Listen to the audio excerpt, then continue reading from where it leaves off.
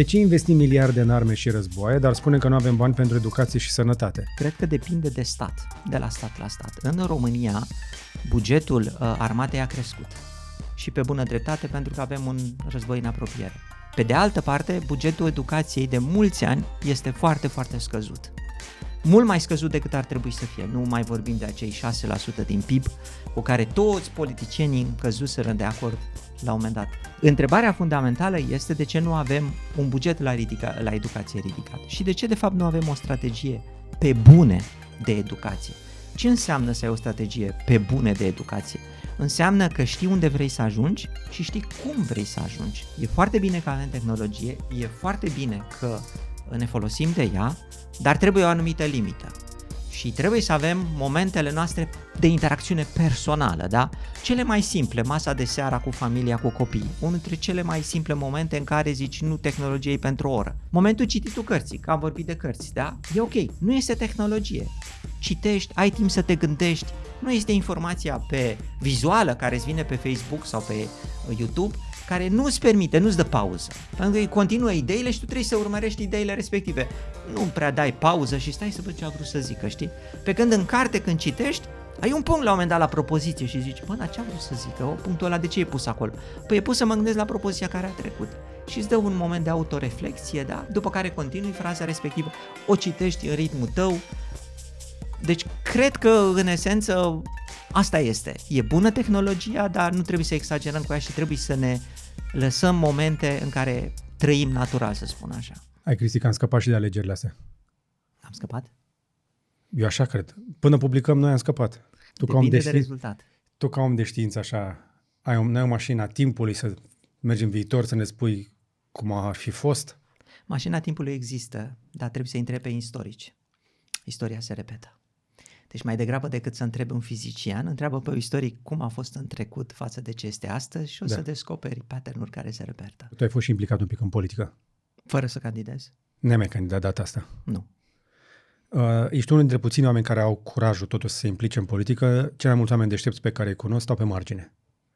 Și pe lângă faptul că ai curajul să te implici în chestia asta, mai ai și răbdarea de a răspunde la întrebări trăznite. Zici că e o emisiune în aia cu copiii spun lucruri trăznite, doar că nu prea râdem în fiecare zi pe TikTok. Unde mai operezi acum? Unde ești mai des? Pe YouTube, pe TikTok, pe Facebook și pe Instagram. Dar nu ești prea vesel așa în perioada asta. De ce? Ai pățit ceva? Nu am fost prea vesel, nu am fost prea energetic în ultimul timp. Am avut o perioadă de, hai să zic așa, o mică criză interioară. Mi-au crescut copiii mari, au toți 3 peste 18 ani, așa că întrebarea este cine sunt și unde vreau să mă duc. Și atunci am făcut o oarecare mică pauză, am citit, am căutat, am venit în România pentru 3 luni să văd cum mă simt, țin un curs la Facultatea de Inginerie Medicală, testez cum este să trăiești în București, să mergi în țară și apoi vom vedea. Cum e? București e aglomerat. Mai zi-mi altceva despre București, în afară de faptul că e aglomerat. Îmi place foarte mult relația cu studenții, dar parcă cumva nu regăsesc același București al studenției mele. Probabil pentru că eu m-am schimbat. Atunci poate că îmi plăcea aglomerația, îmi plăcea agitația. Acum parcă apreciez mai mult liniștea, ajunsul de la punctul A la punctul B într-un timp mult mai scurt, pe bicicletă dacă se poate. Ai căpătat obiceiurile astea de prin Olanda. Vii tu să ne vezi pe noi cu bicicletele. Știm de mai bine aici. București e pentru oameni cu mașini care își permit, nu săraci pe bicicletă. Trigger. Bun, așadar, am redeschis ghișeul întrebărilor stupide. Suntem foarte bucuroși că l-avem în țară pe Cristi Presură. Îți mulțumim că ai ales România pentru aceste 3 luni. Ne-am bucurat să te putem ține mai mult. La cum arată lucrurile în ultima perioadă, suntem ok, dar cu emoții. Mai stai, nu? Nu pleci nicăieri? Nu. Perfect. Atunci, deschidem ghișeul? Da. Nici o întrebare n-a fost trimisă înainte, exact ca în alegeri. Și voi începe cu toate întrebările pe care le pune internetul, să știi. Și într-o ordine total aleatorie. Fiți atenți, că vom vorbi astăzi despre, îți dau așa un trigger, HARP, chemtrails, proiectul Sunshine, chipurile din vaccinuri, eventual și cola. Dar o să pun întrebările alea care preocupă internetul. Și n-am mai vorbit aici despre situații importante, despre probleme care ne stresează cu adevărat științific, cum ar fi întrebarea aia cu dinozaurii. De ce are T-Rex brațele mici? Pe care am rezolvat-o în episodul trecut. Pentru cei care n-au văzut, vă recomand să mergeți acolo să înțelegeți care e treaba cu dinozaurii. Dar prima întrebare serioasă de astăzi, internetul întreabă, Cristi Presură răspunde, doctor în fizică, fiți atenți. De ce producem mai multă mâncare decât avem nevoie, dar milioane de oameni mor de foame? Răspunsul foarte serios este că trăim într-o societate industrială în care produci lucruri pe scară industrială și nu te aștepți să le vinzi pe toate. Important este ca să ieși pe profit la sfârșit cu ceea ce faci. Și atunci chiar îți asumi o marjă de eroare în care arunci produse și nu e vorba numai de mâncare. Sau nu le vinzi. Și poate fi și produse electronice, poate fi și produse casnice. De ce? Haine, de exemplu, exact. De ce? Pentru că una dintre marile descoperiri ale umanității este această industrializare. Faptul că eu, la țară, dacă aș vrea să fac un telefon mobil, probabil că mi-a luat 1.000.000 de ani. Că ar trebui să sap după metalele rare, ar trebui să găsesc atomii, să-i separ, după aceea să construiesc ceva, să-i pun împreună. Nici într-un 1.000.000 de ani nu cred că aș putea să fac singur un telefon mobil. Dar sunt oameni care spun că noi am putea face orice aici, că n-ar trebui să mai importăm așa mult. Asta e o altă discuție dacă noi românii putem să facem tot. Răspunsul meu e că nu, pentru că în primul rând nu avem toate materiile prime aici și cel mai important, nu avem toate cunoștințele. Este imposibil ca să ai toate cunoștințele. Dar nu am putea să le dobândim? Pe ce căi? Legale sau ilegale? Pentru că dacă urmezi căile legale, asta înseamnă schimb de cunoștințe. Asta înseamnă să participi pe o piață a cunoștințelor, pe piața brevetelor de invenție și să lucrezi într-un mod legal. Dacă ai dobândit o informație de undeva de la o companie din China și are un brevet de invenție, atunci tu trebuie să plătești pentru asta. Deci, într-un mod legal, piața cunoștințelor este o piață reglementată, e o piață ca produselor și este o piață globală, exact ca piața produselor. Și revenim la industrie, da? Ce înseamnă o fabrică? Înseamnă posibilitatea să faci un produs, în loc de într-un 1.000.000 de ani, să-l faci, știu și eu, în câteva zile. Cu alte cuvinte, să-l faci foarte ieftin și să-l vinzi pe toată piața globală. Și ăsta este marele secret al industrializării, să faci o fabrică în care faci un singur tip de telefon și îl vinzi pe piața globală. De te-am întrebat de mâncare. Se aplică și la mâncare? Cred că într-un anume fel se aplică și la mâncare. Cred că îmi este foarte greu că ei pot să spună ce produse se vând, când se vând și cred că își asumă un risc în a pune pe sertare mai multe produse decât se vând și atunci automat magazinele aruncă până să ajungă la noi și apoi și noi mai avem mâncare perisabilă. Mâncare perisabilă și niciunul dintre noi nu ne poate spune cu certitudine ce va mânca mâine. Avem gusturi care sunt în permanentă schimbare și din cauza asta ajungem să aruncăm mâncare pentru că industria nu ne poate ghici gândurile, nu poate să facă o prognoză corectă decât într-un singur scenariu. Am fi cu toții obligați să mâncăm un meniu fix, astfel încât industria să producă doar acel meniu fix. Scenariul bunicii mele. Ce mâncă mama astăzi? Adu niște făsui din grădină. Că asta era. Asta era? Da, dar era produs în România. Și era sănătos. Și uite, că ai și doctor în fizică, uite, vezi? Mai vrea cineva scenariul ăsta în care să ajungi doctor în fizică doar mâncând fasole din grădină? Că se poate. Doar că cele două nu sunt neapărat legate între ele. Bun, așadar producem la scară industrială, inclusiv mâncarea, ajungem să aruncăm din cauza că nu știm exact cine va cumpăra cât și mâncarea aia este imposibil să o teleportezi în zone unde este nevoie de ea, pentru că sunt convins că nimeni nu vrea să arunce mâncare, dar în același timp este foarte costisitor și complicat să iei o mâncare perisabilă, expirată sau aproape de data expirării, să o duci în altă parte. Tocmai de aceea cred că această vânzare accelerată de la finalul zilei este una dintre cele mai bune chestii care s-au inventat. Eu unul cumpăr foarte des de la vânzare accelerată. Dacă mă nimeresc într-un magazin pe final de program, trec pe la galantarul ăla. Și mă uit și văd ce e mișto acolo. Și nu o fac din zgârcenie, o fac pentru că pur și simplu este sustenabil și mă împac cu o idee simplă. Habar nu am ce vreau întotdeauna. Și așa am făcut în China. M-am dus acolo și era la vânzare accelerată pomelo. Și că pomelo vine din China, știai? Nu știu ce e pomelo. Înainte să existe portocala și mandarina și toate astea, a existat un fruct citric care e de origine din China. Așa. Pomelo este la baza tuturor citricelor și este, să zicem așa, din China. Uh-huh. Și am mâncat pomelo în China de la vânzare accelerată. A fost mai ieftin. Întrebarea numărul 2. Avansăm. încetul cu încetul. De ce explorăm alte planete înainte să înțelegem complet planeta noastră? Pentru că avem nevoie de poezie. De ce plătim autorii de cărți de poezie, scriitorii? Pentru că omul nu trăiește numai cu hrană, trăiește și cu vise. Explorarea planetelor la ora actuală se face de la distanță. E clar că nu avem decât câteva sonde care merg către planetele apropiate, da? Că vorbim de Mercur, că vorbim de Marte, și când vorbim de exoplanete, planetele altor stele, atunci nu putem decât să ne uităm cu telescoapele. De ce facem lucrul ăsta? Că putem foarte bine să nu facem și într-adevăr să folosim resursele pentru altceva aici pe Pământ. În primul rând că nu e un procentaj foarte mare, deci nu cheltuim extraordinar de mulți bani. Dacă te uiți unde se duc banii în economie, ei se pierd în cu totul alte direcții, se pierd mult mai mulți decât ceea ce noi numim cercetare științifică. În România, cercetarea științifică primește cam 0,2% din PIB. Extraordinar de puțin. Este adevărat, în Coreea de Nord, Coreea de Sud, e aproape 5% din PIB. Pentru că investesc foarte mult în cercetarea științifică. De 25 de ori mai mult. Ei investesc în cercetare, inovație, inovare și așa mai departe. De-aia sunt lideri pe multe industrii. Absolut, absolut. Dar o parte din acești bani se duc și către cercetarea spațiului. 1. Nu sunt foarte mulți și 2. Eu cred că avem nevoie de această cercetare a spațiului, așa cum avem nevoie de poezie, de literatură, avem nevoie de vise ca umanitate. Să ne uităm mai departe, să visăm în viitor. Deci e un fel de, hai să spunem așa, vis colectiv al umanității. Cred că e foarte bine. Adică mie îmi place să citesc despre alte galaxii, despre alte exoplanete descoperite și să mă gândesc, Doamne, ce planetă mică suntem noi aici pe Pământ.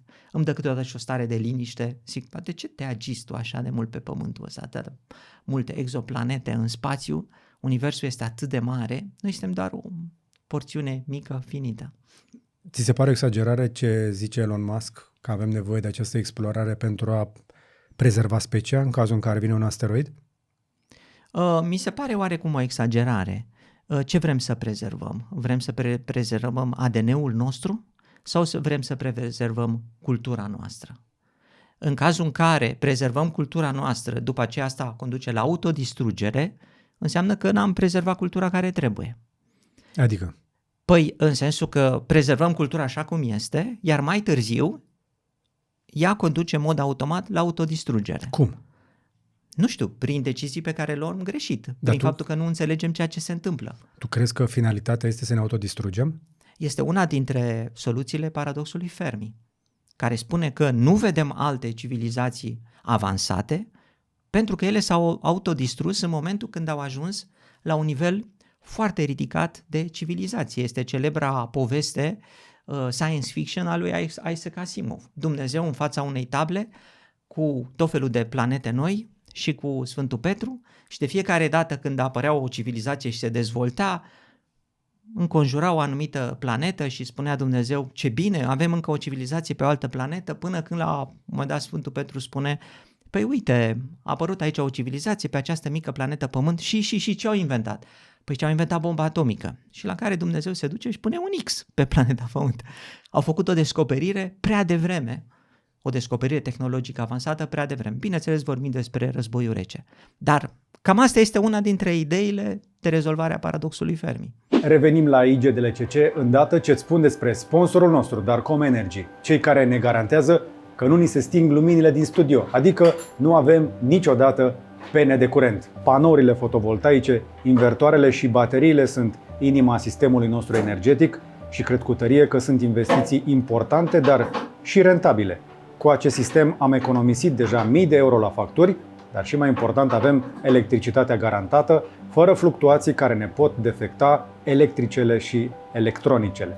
Dacă ai în plan să construiești, să renovezi orice fel de clădire, inclusiv industrială, alege o soluție solidă de generare și stocare de energie. Noi colaborăm cu echipa Darkom Energy și îi recomandăm. Abia am început. Ești pesimist? Vrei să ne... Ne-a zis că are o perioadă mai... În ultimul timp sunt într-adevăr mai puțin optimist. Pentru că am crescut într-o copilărie în care am visat că omul va coloniza alte planete. Și eu, noi toți. Te-am mai văzut alte planete înainte, da. Sunt unii care călătoresc, să știi. în altă variantă. Și ce s-a întâmplat între timp? 1. Nu numai că n-am revenit pe lună, dar ne combatem pământul plat. Sunt atât de mulți oameni care spun că pământul nu este o sferă, că n-a fost niciodată pe lună. Și atunci sunt oarecum mai sceptic în această capacitate a omului, a civilizației umane, de a coloniza atât de rapid alte planete. Și este adevărat că există și alte pericole la care poate nu ne gândim. Dar nu trebuie să fim toți doctori în fizică pentru a duce umanitatea încă o dată pe lună. Nu trebuie să fim toți, dar trebuie să fie niște doctori în fizică care să fie încurajați și care să construiască acele instrumente pentru a duce umanitatea Păi pe... și nu sunt? Păi sunt până la un punct. Mie mi se pare că ce face până la urmă și SpaceX și Blue Origin și mulți alții, se vorbește acum, spre exemplu, despre ideea lui Elon Musk de a pune la conducerea NASA un miliardar specializat de business, tipul care a fost și într-una din primele expediții Crew Dragon. Și asta mi arată că putem să injectăm energie și speranță, resurse în explorarea spațială. Dacă vorbim de câțiva astronauți, da. Dar dacă vorbim de explorare spațială ca umanitate, putem să vorbim, de exemplu, despre turismul spațial. Acum 30 de ani se vorbea foarte serios despre turismul spațial, că pe stațiile spațiale orbitale în jurul Pământului, fiecare dintre noi, cu un preț rezonabil, se va duce și va vedea frumusețea spațiului de pe marginea orbitei Pământului. Unde suntem acum cu turismul spațial după 30 de ani, 20-30 de ani? Păi doar câțiva miliardari au reușit să ajungă acolo. În rest, nu. Nu avem încă hoteluri în spațiu, nu avem această, să zic, turism spațial foarte ieftin. De ce? Pentru că și sunt și aspecte comerciale, sunt tot felul de aspecte care țin de economie și așa mai departe. Civilizația umană are imaginație, are dorințe, are capacitatea de a face lucrurile astea, dar cred că adeseori se împotmolește în ceea ce înseamnă cum faci să funcționeze lucrurile în practică. Da? Deci ceea ce înseamnă organizare, ceea ce înseamnă economie. Și asta poți să te uiți la lume în general. Uite, de exemplu, la Brazilia. Când am fost în Brazilia ultima dată, acum 25 de ani, nu cred că acum s-a schimbat atât de mult decât ce era atunci. Este cumva blocată în același sistem economic ineficient, în aceleași dezechilibre care o păstrează în situația în care este. Dar crezi că poate să rezolve Argentina, Javier Milei, pe aceeași schimbare de paradigmă? El era cel cu libertarianismul, nu? Nu știu, sincer, n-am urmărit politică. Da. Nu mai bine spune niște întrebări inteligente? Pardon, întrebări de la ghișeul întrebărilor stupide. Nu, întrebări de la un om inteligent. Nu sunt de la un om inteligent, sunt de pe internet, să știi. Eu doar le adresez. Și în niciun caz nu sunt așa de inteligent. L-ai selectat? Eu și cu Vlad mai mult. Întrebarea numărul 3, așadar. De ce investim miliarde în arme și războaie, dar spune că nu avem bani pentru educație și sănătate? Se leagă bine cu discuția de mai devreme. E o întrebare foarte bună. Cred că depinde de stat, de la stat la stat. În România, bugetul armatei a crescut. Și pe bună dreptate, pentru că avem un război în apropiere. Pe de altă parte, bugetul educației de mulți ani este foarte, foarte scăzut. Mult mai scăzut decât ar trebui să fie. Nu mai vorbim de acei 6% din PIB cu care toți politicienii căzuseră de acord la un moment dat. Da? Deci el este foarte, foarte scăzut. Deci trebuie să avem 6% la educație și minim 2% la apărare. Nici una, nici alta. Dar cel de la armată a crescut. Nu a trecut de 2%. Anul ăsta a reușit Ciolacu să mute 20 de miliarde de lei la fondul de urgență ca să dea la primari. Da. Întrebarea fundamentală este de ce nu avem un buget la educație ridicat și de ce de fapt nu avem o strategie pe bune de educație. Ce înseamnă să ai o strategie pe bune de educație? Înseamnă că știi unde vrei să ajungi și știi cum vrei să ajungi. Cum? Ce vrem? Coreea, ce ar să vrem? Există mai multe modele. Da? Modelul din Coreea de Sud a fost profesionalizare prin intermediul companiilor. Companiile au fost implicate în sistemele de educație. Deci școlile profesionale au fost conduse de companiile mari. În așa fel încât cei care termină școlile și universitățile, că foarte multe universități, să fie implicate direct în procesul de producție, să fie implicate direct în procesul de cercetare și așa mai departe. Deci asta este una dintre strategii. Implicarea mediului privat direct în educație, dar țintat. Deci știi unde vrei să ajungi, știi ce tehnologie vrei să ai în țara ta, că e vorba de IT, că e vorba de electronică, că e vorba de textile și China proceda la fel. Da. Am vorbit cu o colegă specialistă în textile care a fost într-un oraș din China, erau numai universități de textile acolo. Era construit special pentru... Sunt orașe, într-adevăr, zone specializate. Există, spre exemplu, un oraș doar de mobilă. Uh-huh. La fel cum Shenzhenul e de tehnologie și nu e singurul. Așa este. Asta este una dintre strategii. A doua strategie este cea folosită în Finlanda. Vrem să avem profesori care să inspire copiii. Și cum faci asta? Printr-un sistem concurențial, adică salarii ridicate și selecție foarte, foarte serioasă. În așa fel cât toți să-și dorească să fie profesori, da? Pentru că au și remunerație bună, dar au și vizibilitate în societate, dar și cu un sistem de selecție foarte bun, în care, într-adevăr... Aici e cheia. Că noi nu avem sistemul de selecție. Odată ce îi punem în funcții, sunt pe viață acolo și nu-i mai interesează să-și îmbunătățească aptitudinile, bagajul de cunoștințe, metoda. De acord? De acord. Iar după aceea ce a construit Singapore? Singapore a pornit în anii 60 de la un nivel foarte, foarte jos, acum este extrem de ridicat, și la ei strategia a fost țintită adăugând un PIB foarte ridicat pe educație. Au făcut educația principala prioritate a guvernului pe termen lung. Și atunci cea mai mare parte a banilor s-au dus în educație.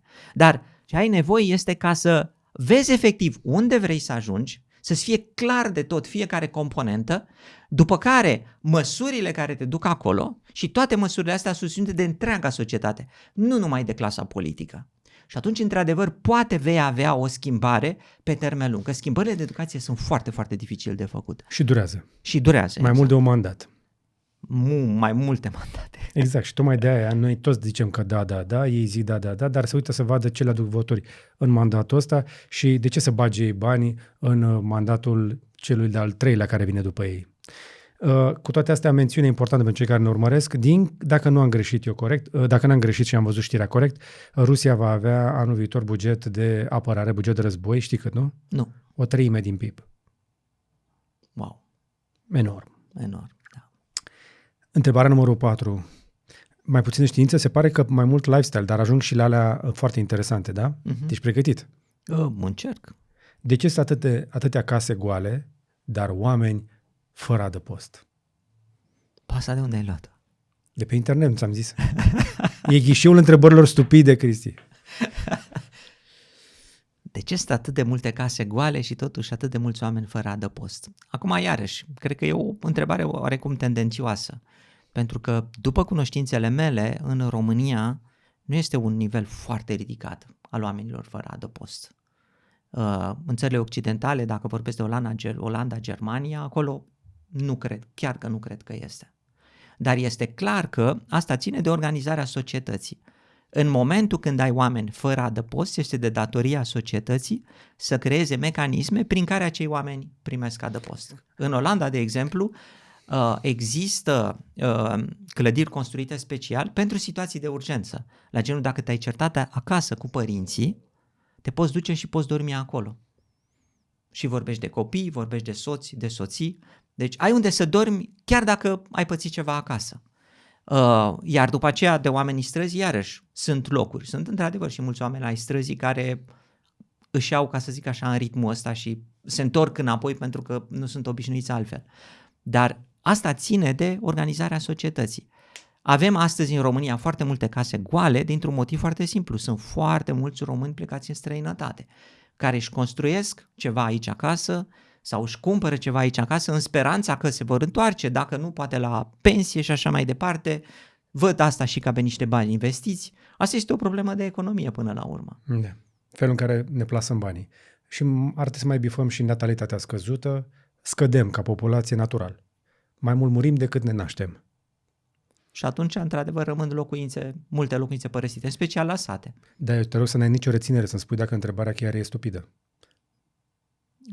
Nu mi se pare stupidă, dar are câteodată... Este o întrebare, una dintre întrebările acelea care... Dar oamenilor le plac aceste oximoroane, aceste antiteze. Oameni pe stradă, dar case goale.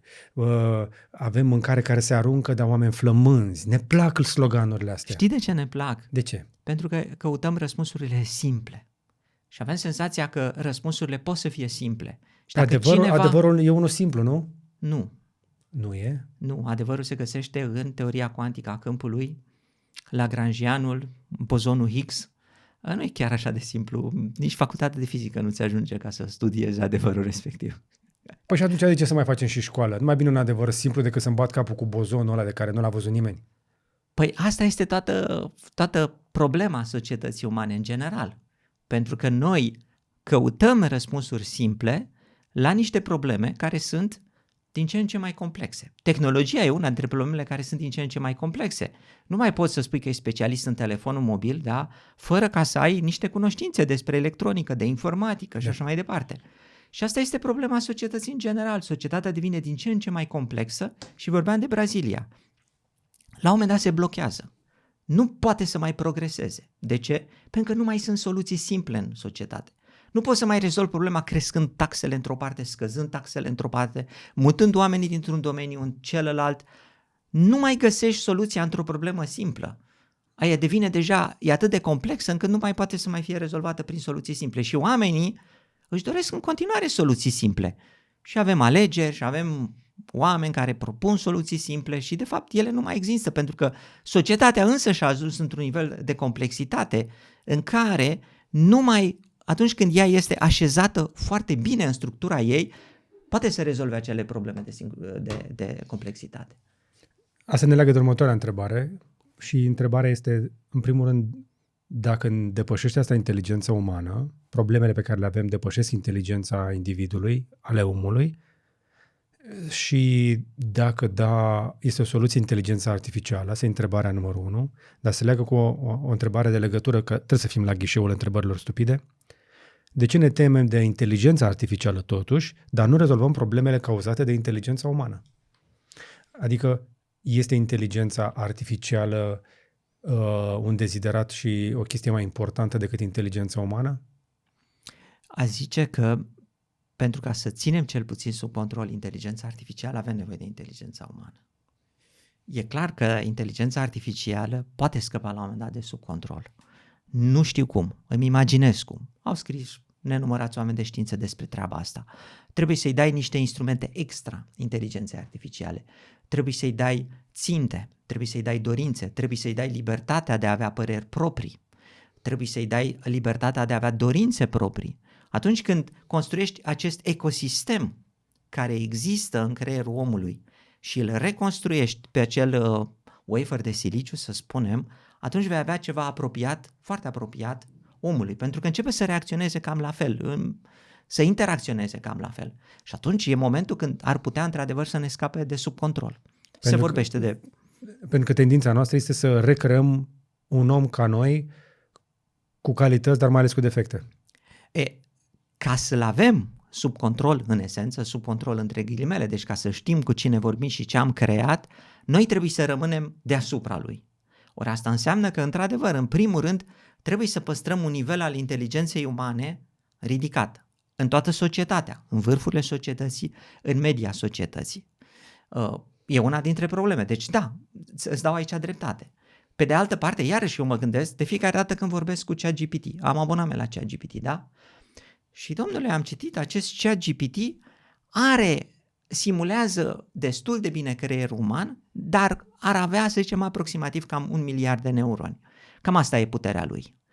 Dar el este un sistem care este pus pe mai multe calculatoare, într-o fermă de calculatoare, vorbesc între ele, nu mă interesează detaliile astea tehnice. Dar acel mini-creier, hai să-l numim mini-creier, da, pentru că are doar 1 miliard de neuroni și are mai puține simnase decât omul, este construit atât de eficient încât poate să răspunde la întrebări mai simple și să răspundă repede. Asta e foarte important și să învețe repede. Deci, în momentul când eu am pus o întrebare, el îmi răspunde probabil în câteva microsecunde. Nici nu știu cât îi ia. Bineînțeles că are niște preprocesări, din cauza asta răspunsul vine mai întârziat la mine. Dar răspunsul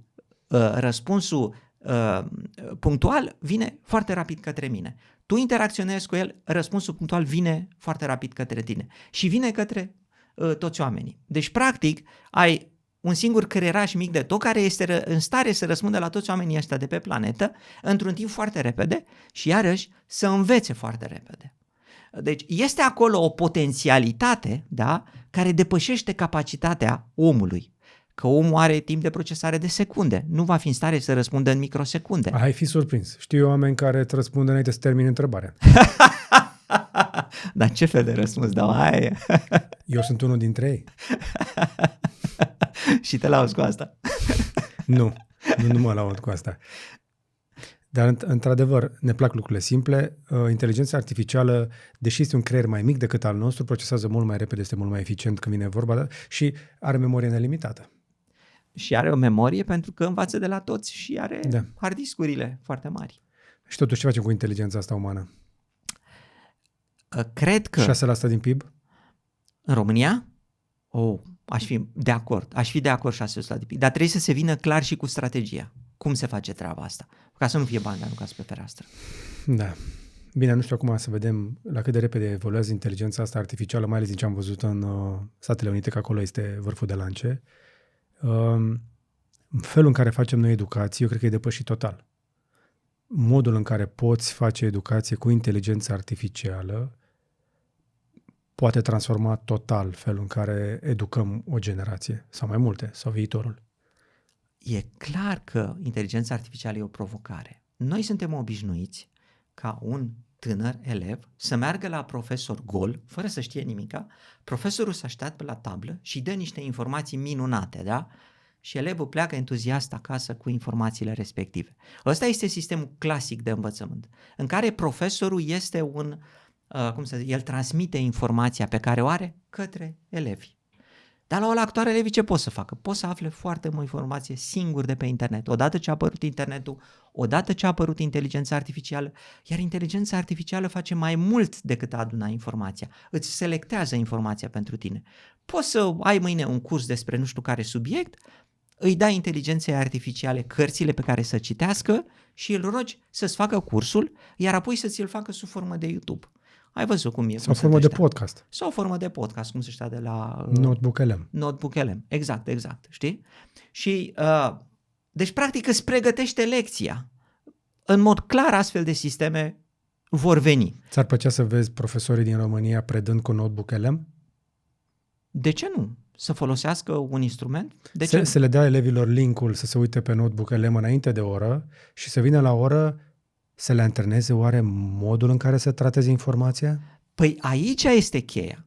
Care este rolul profesorului în noua paradigmă? Pentru că el nu mai este un om care dă informația către elev pur și simplu și elevul pleacă entuziasm. Elevul are acces la informația aia singur. O va pregăti inteligența artificială sau sistemele de educație care vor veni. Care este atunci rolul profesorului? Dacă elevul își obține informația din altă parte de aceeași calitate, da? Care mai e rolul profesorului? Ori este clar că rolul profesorului rămâne în a structura acea informație pentru un elev individual și la entuziasma la modul particular. Dar asta înseamnă că deja profesorul trebuie să se situeze la un nivel mai înalt și trebuie să știe foarte bine informațiile alea pentru ca să poată să spună ceva mai relevant decât a spune ChatGPT sau inteligența artificială și să-l facă pe elev să se mire, să zică, băi, ChatGPT nu mi-a zis chestia asta. Domn profesor, uite ce mi-a zis. Da? Cred că una dintre cele mai valoroase chestii peste tot ce mi-ai zis tu acolo și se leagă cu ideea asta în care profesorul ar să fie surprinzător este să vadă și prin felul în care înclină inteligența artificială, bias-urile. Pentru că inteligența artificială este programată tot de niște oameni care și ei au anumite înclinări către anumite idei. Un profesor poate să vină să spună, știi, inteligența artificială ți-a explicat chestia aia, însă îi scapă o nuanță locală sau îi scapă o chestie legată de moment sau nu știe lucrul ăsta, pentru că eu ți-l pot povesti din proprie experiență. Am mai văzut chestia asta în trecut, în teorie sună bine, în practică nu funcționează. Și cred că aici este valoarea omului, în care să ajute alți oameni să vadă prin al 6-lea simț, care până la urmă este intuiția antrenată. Nu? Experiență, și ai văzut atât de multe ori chestia încât dezvolți o chestie mai tare decât inteligența. Mai tare decât inteligența este intuiția. Știi, dar nu știi de ce. Ba da, subconștientul tău a lucrat, a procesat informația aia, a văzut avantajele și dezavantajele, iar pericolele din trecut, nu doar ale tale, pe care le-au văzut alți oameni, se pot transforma într-un antivirus pentru greșeli de AI. Că dacă te bazezi doar pe AI, unde ajungi? Păi există situații în care e ok să folosești AI, că vorbești de informație tehnică, rare ori greșește. Informația tehnică este bună și îmi imaginez că pe viitor AI va face totul de la cap la coadă, adică îi dai cărțile, îi spui să-ți facă cursul și după aceea vei avea, cum să zic eu, profesorul predând materiale ajutătoare clare, efectiv, clare exprimate, explicate și așa mai departe. Deci, cred că se va ajunge acolo. Dar am uitat ce vreau să zic. Mi-am pierdut ideea, scuze. Aș completa la ideea de parte tehnică. Te încurajez să faci un test, să vezi dacă pe partea tehnică e chiar atât de bună AI-ul care stai de vorbă, pentru că eu încă nu am întâlnit un AI de la nicio companie mare și le-am încercat pe toate cu întrebarea asta, ce număr este mai mare? 1,9 sau 1,11? Și răspunsul pe care mi-l dau de fiecare dată că mai mare este 1,11. Există zone, dar asta ține efectiv de programare. Cum interpretează numerele, cum interpretează matematica, pentru că asta Dar arată că nu este o bucată de cașcaval întreagă. E plină de găuri. E plin de găuri pentru că este la început. Da. Stă în picioare, arată ca un cașcaval, dar e șvaițăr. Imaginează-ți că la un moment dat inteligența asta artificială ar putea să-ți facă o descoperire științifică. Abia aștept. Atunci va fi un moment revoluționar. Sunt tare curios care om de știință o să recunoască că n-a fost descoperirea lui. Ca la proteine, acum, ca la împăturitul proteinelor la DeepMind. Da, exact. Pachetarea proteinelor. Nu? Da. Bine. Hai că mai am una. Următoarea întrebare de la ghișeul întrebărilor stupide este: de ce distrugem pădurile pentru a produce hârtie pe care scriem salvați planeta? Dar ce se scrie pe hârtie? Treaba asta nu e pe internet peste tot? Se mai pun și niște afișe. E atât de puțină hârtia aia pe care s-a pus afișul încât nu despre asta se vorbește. Dar cred că în ultimul timp folosim foarte puțină hârtie. După câte știu eu, vânzarea de cărți în România a scăzut. Și nu numai Facem în economie la hârtie, rupem la economie la cărți. Suntem la coada Europei la vânzări de cărți. Exact. Și atunci nu cred că mai este întrebarea asta relevantă. Probabil că iarăși e o întrebare de genul uite, avem aici o contradicție, da? Vindem hârtie și scriem pe hârtie că nu trebuie să vindem hârtie, da? Și atunci e o întrebare de genul acela filozofic, că poate Dumnezeu să construiască o piatră pe care El însuși nu poate să o ridice. Pentru că dacă nu poate să construiască, înseamnă că nu e în stare de așa ceva. Și dacă construiește o piatră pe care El nu poate să o ridice, înseamnă că nu poate să o ridice și iarăși înseamnă că nu poate să facă totul. Și ambele răspunsuri sunt, deci Dumnezeu nu poate. Și n-a făcut niciun fel de experiment, nu l-am adus pe Dumnezeu în laborator, dar am ajuns în concluzia că el, da. Mi-am folosit creierul, big brain. Cu toate astea, am citit o chestie și nu știu cât de adevărată este, n-am cercetat-o însă suficient, dar mi-a venit acum în minte că la un moment dat se făcuse o evaluare a costului amprentei de carbon a fiecărui e-mail. Și că de fapt fiecare e-mail pe care îl trimitem consumă energie cât am fi consumat de fapt 10 bucăți de hârtie. Oare e adevărată chestia asta? Asta e o întrebare.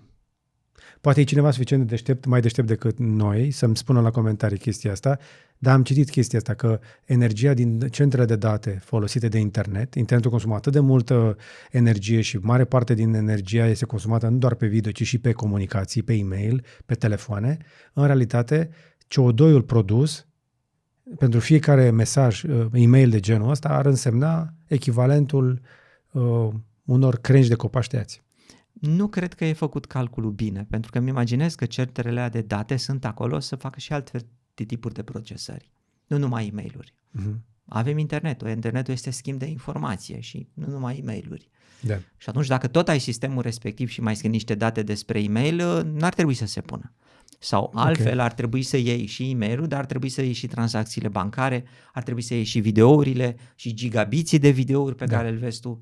Și atunci dacă ai compara câtă memorie are un e-mail și câtă memorie are un video de, știu și eu, 10 giga pe care tu îl vezi, o să vezi că diferența este uriașă, adică videoul ar trebui să fie comparativ cu nu știu câte cărți pe care le-ai folosit, să spun. Deci undeva scârție comparația. Ok. Dar până una alta, pe locul întâi la poluare este încălzirea și răcirea caselor și după aia vine internetul, să știi. Nu mașinile poluează cel mai mult. Da, uite, asta nu știam că pe locul 2 este internetul, practic fermele de baze de date. Da. Următoarea este gravă. De ce tratăm simptomele bolilor în loc să căutăm adevăratele cauze? De ce tratăm simptomele bolilor în loc să da. Ideea este pe sistemul medical. Sistemul medical de astăzi este reactiv. El nu este proactiv. Da? Care e diferența? Diferența este că te duci la doctor când ești bătrân și începi să te doară toate alea. Eu m-am dus la doctorul meu personal și i-am spus că vreau să fie antrenorul meu personal. Tare asta. Și mi-a zis, Eu m-am dus la antrenorul meu personal și i-am spus vreau să fii doctorul meu. Care în esență este același lucru. Adică ideea a fi proactiv înseamnă de la o vârstă fragedă a înțelege ce este important, cum trebuie să trăiești viața, că vorbești de alimentație, că vorbești de mișcare, că vorbești de somn. Lucrurile acestea de bază pe care tu le poți avea sub control. Nu. Întrebarea este cum face medicina să mă țină sănătos și în viață fără să fac eu, cum ai zis asta, proactivitatea asta. Exact. Eu Asta își doresc oamenii, să trăiască cum vor ei și după aceea să-i salveze medicina la un moment dat. Da. Deci trebuie să ieșim din această paradigmă. Și într-adevăr, noi acum tratăm simptomele în sensul că ajungem prea târziu la doctor. Cam asta înseamnă, tratăm simptomele, da? În loc să aflăm care este adevărata cauză, da, am putea să vorbim și să vedem că adeseori cauza este și la noi. Și că am fi putut lua măsuri mai devreme, dacă ne trezeam la timp.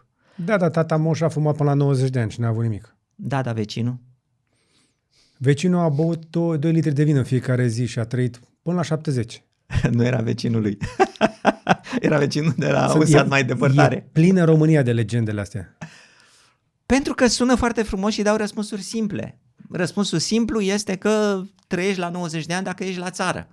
Nimeni nu îi întreabă pe ceilalți oameni cum erau, câți copii mureau la țară. Nu, la o vârstă foarte fragedă, pentru că n-aveau acces la erai bătrân la 40. Medical. La 40 de ani erai bătrân. Acum 100 de ani. Îmi imaginez că așa era. Și bine, erau și unii care trăiau foarte mult pentru că aveau gene bune și scăpau de tot felul de boli.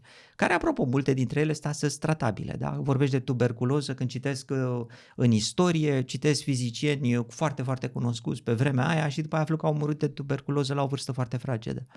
Și mă întreb, da, într-adevăr, atunci era o problemă și se murea. Acum nu se mai moare de asta. Dar revenind la ideea asta cu viața proactivă... diabetul, spre exemplu, de diabet se murea iarăși. Am o cunoștință care a fost salvată de un medicament revoluționar, pentru că avea probleme cu ficatul și, în mod normal, s-ar fi murit.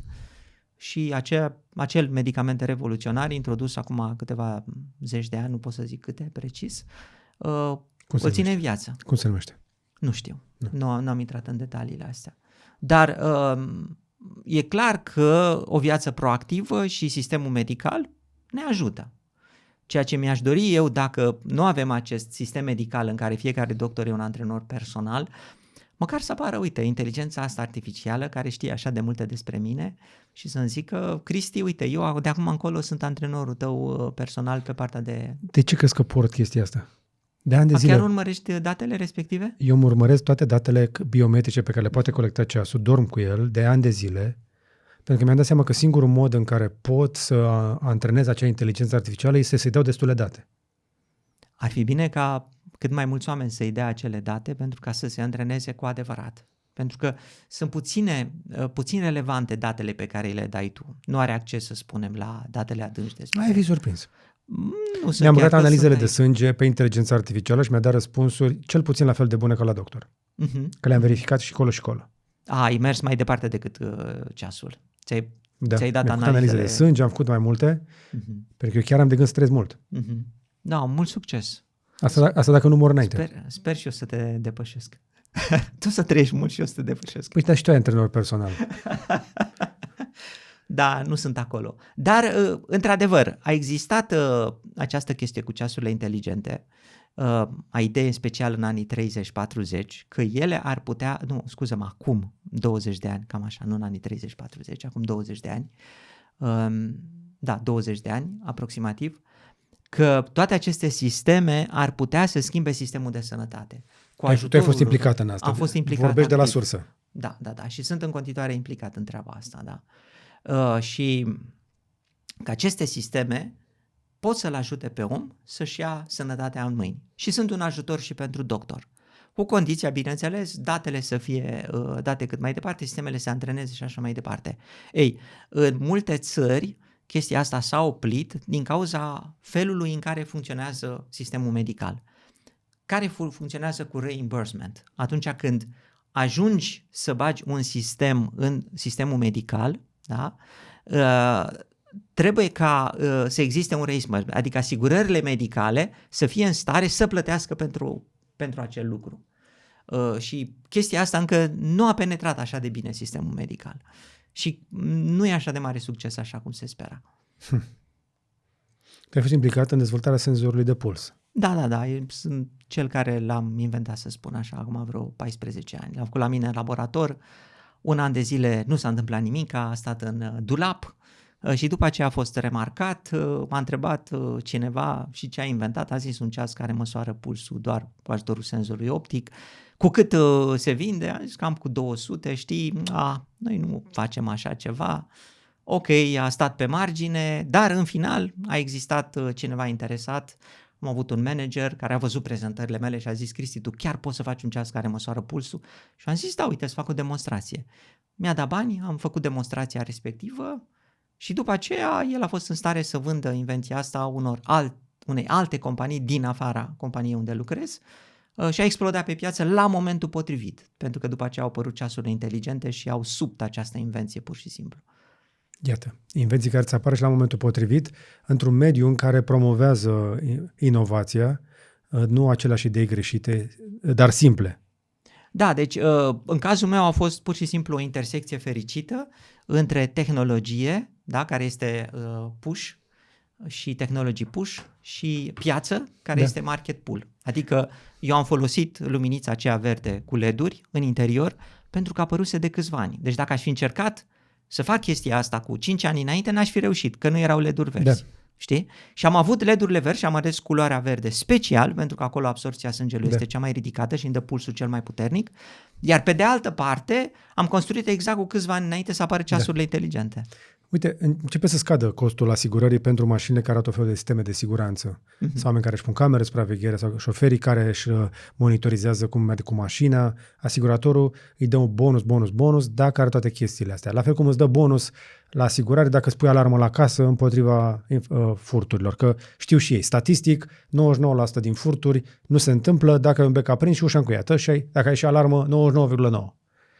Venind la sănătate, un ceas cu senzori de sănătate ar putea să fie o soluție prin care să încurajăm pe oameni să le spunem: uite, te va costa mai puțin asigurarea de sănătate dacă îți monitorizezi sănătatea, ești proactiv și vii anual la control? Astea sunt niște discuții foarte, foarte contundente și se poartă în Europa de Vest. De exemplu, în Belgia a fost o discuție să se reducă nivelul asigurării pentru oamenii care fumează. De ce? Pentru că fumează și ei și își pun sănătatea în pericol. Nu s-a adoptat nicio lege deocamdată. Deci deocamdată nu se face nicio diferențiere. Indiferent ce ai făcut tu, că a fost alegerea ta sau a fost mediul, s-a întâmplat, vei primi același tratament. Dar este în același timp și o discuție foarte periculoasă pe care eu nu aș încuraja-o, sincer să fiu. Până la urmă suntem toți oameni și unii dintre noi mai facem și prostii, dar rămânem toți oameni și ar trebui să fim cu toții frați și să ne ajutăm. Ar să luăm pe partea pozitivă, să-ți scad costul asigurării pentru că te îngrijești de sănătate în loc să te penalizezi dacă fumezi. Da, dar intri într-o spirală după aceea.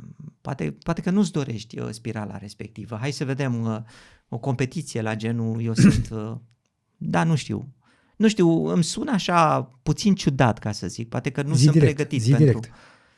Zic cum ți se pare că sună. Păi mi se pare ca o diferențiere între oameni, da?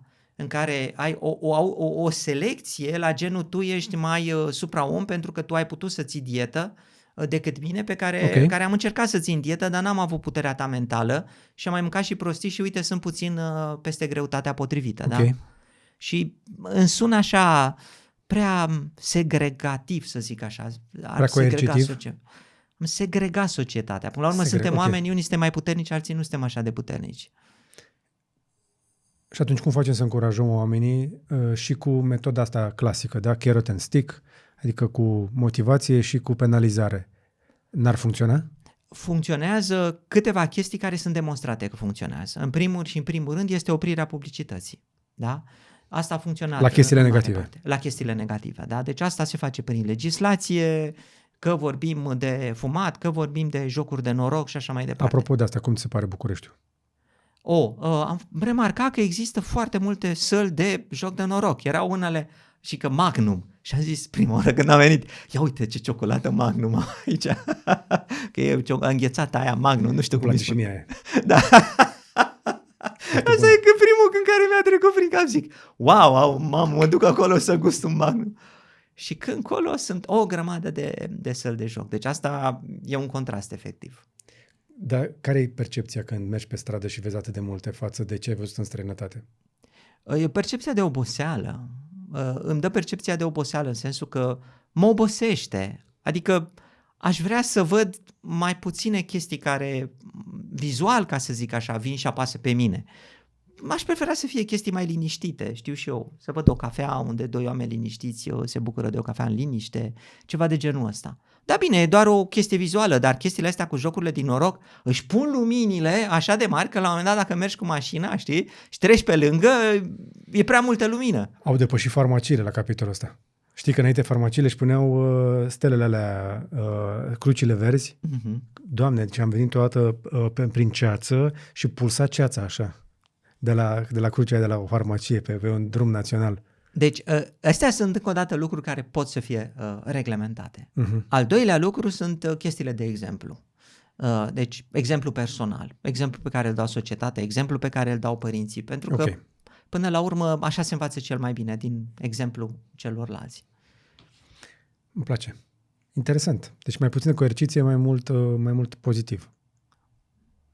Și atunci, întrebarea numărul 8. La ghișeu. De ce iubim un câine, dar mâncăm un porc? Era bunica mea. A venit cu un pui la mine. L-a luat în brațe, l-a mângâiat. Foarte frumos. Îți place, Cristi? Zic. Da, mamaie, cum să nu? Îl mângâia și îl țineam, zice. Păi îl gătim pentru diseară. Dar îl mângâia. Și am fost șocat. Păi și cum pot să mă întreb dacă îl gătim pentru diseară? Că zic că îl mângâie, uite ce frumos e. Avea chestia asta naturală, că există lucrurile și sunt ele făcute așa, pentru asta e făcut puiul de la țară, da? Îl iubești atâta timp cât este pui, dar în momentul când vine timpul să-l mănânci, îl mănânci. Da, nu știu, dar îi înțeleg pe vegetariani. Am fost și eu odată, da, să zic așa, în post și după un post din ăsta în care l-am ținut bine de tot și n-am mâncat niciun fel de carne, am intrat în raionul de carne. Mamă, când am văzut câte feluri de carne sunt, de porc, de pui, de nu știu ce, tăiate nu știu câte feluri, atunci m-am speriat și i-am înțeles pe vegetariani. Am zis, băi, numai puțin, poate că exagerăm într-un anume fel. Nu știu ce să zic. Până la urmă, noi trăim într-o lume biologică și unii dintre noi consumăm și carne, da? Și nu înțelegem ce este cu adevărat viața în sine. Adică, dacă pui punctul pe i, nu înțelegem ce este viața în sine, ce este viața animalelor, în ce măsură există suferința în animale și așa mai departe. Și atunci îi înțeleg pe vegetariani care spun, bă, eu nu pot să mănânc carne de porc pentru că ei chiar suferă. Îmi imaginez porcul ăla când a fost omorât și simt suferința. Și îl înțeleg. Bine, acum fiecare formă de viață de pe planeta asta trăiește în dauna alteia.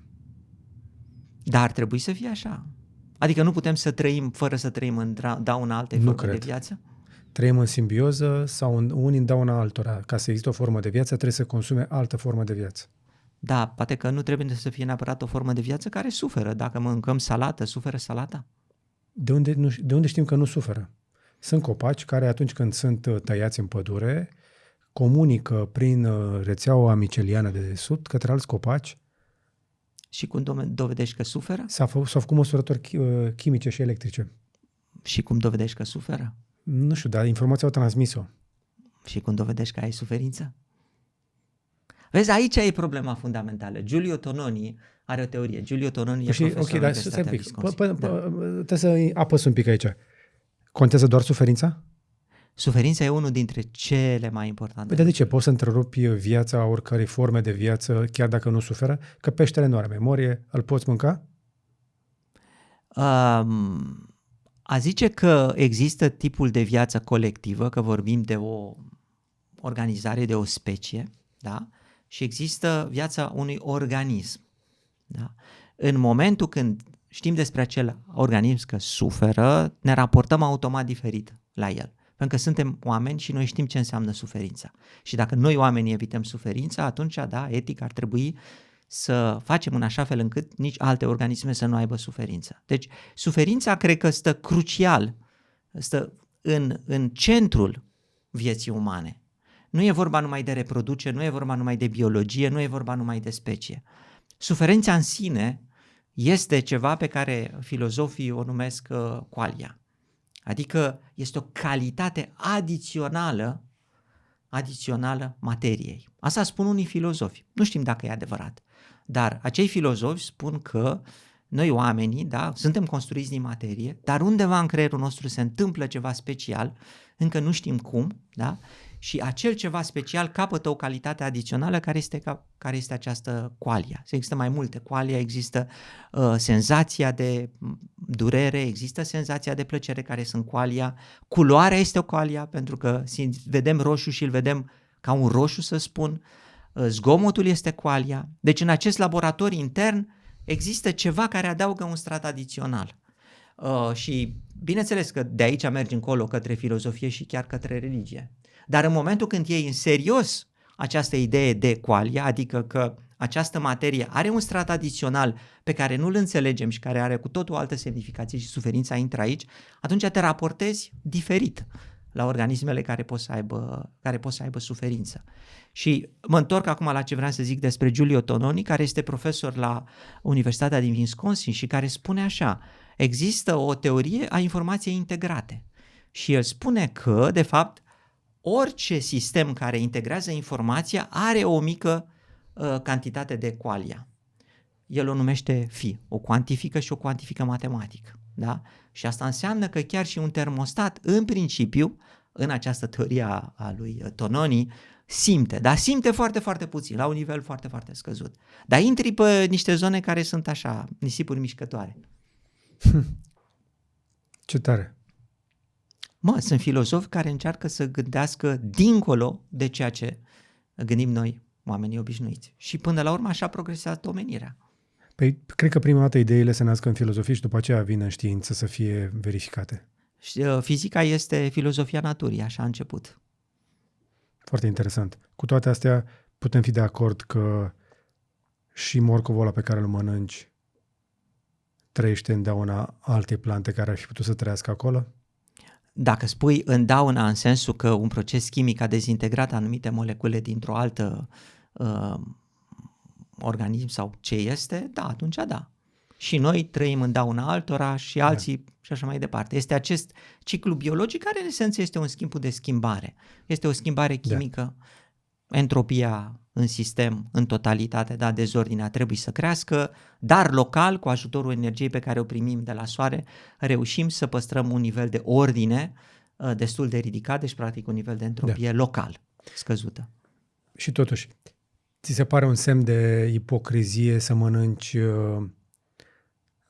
brânză vegetariană, carne vegetariană și tot felul de chestii vegetariene care sunt făcute din tot felul de chestii vegetale super procesate?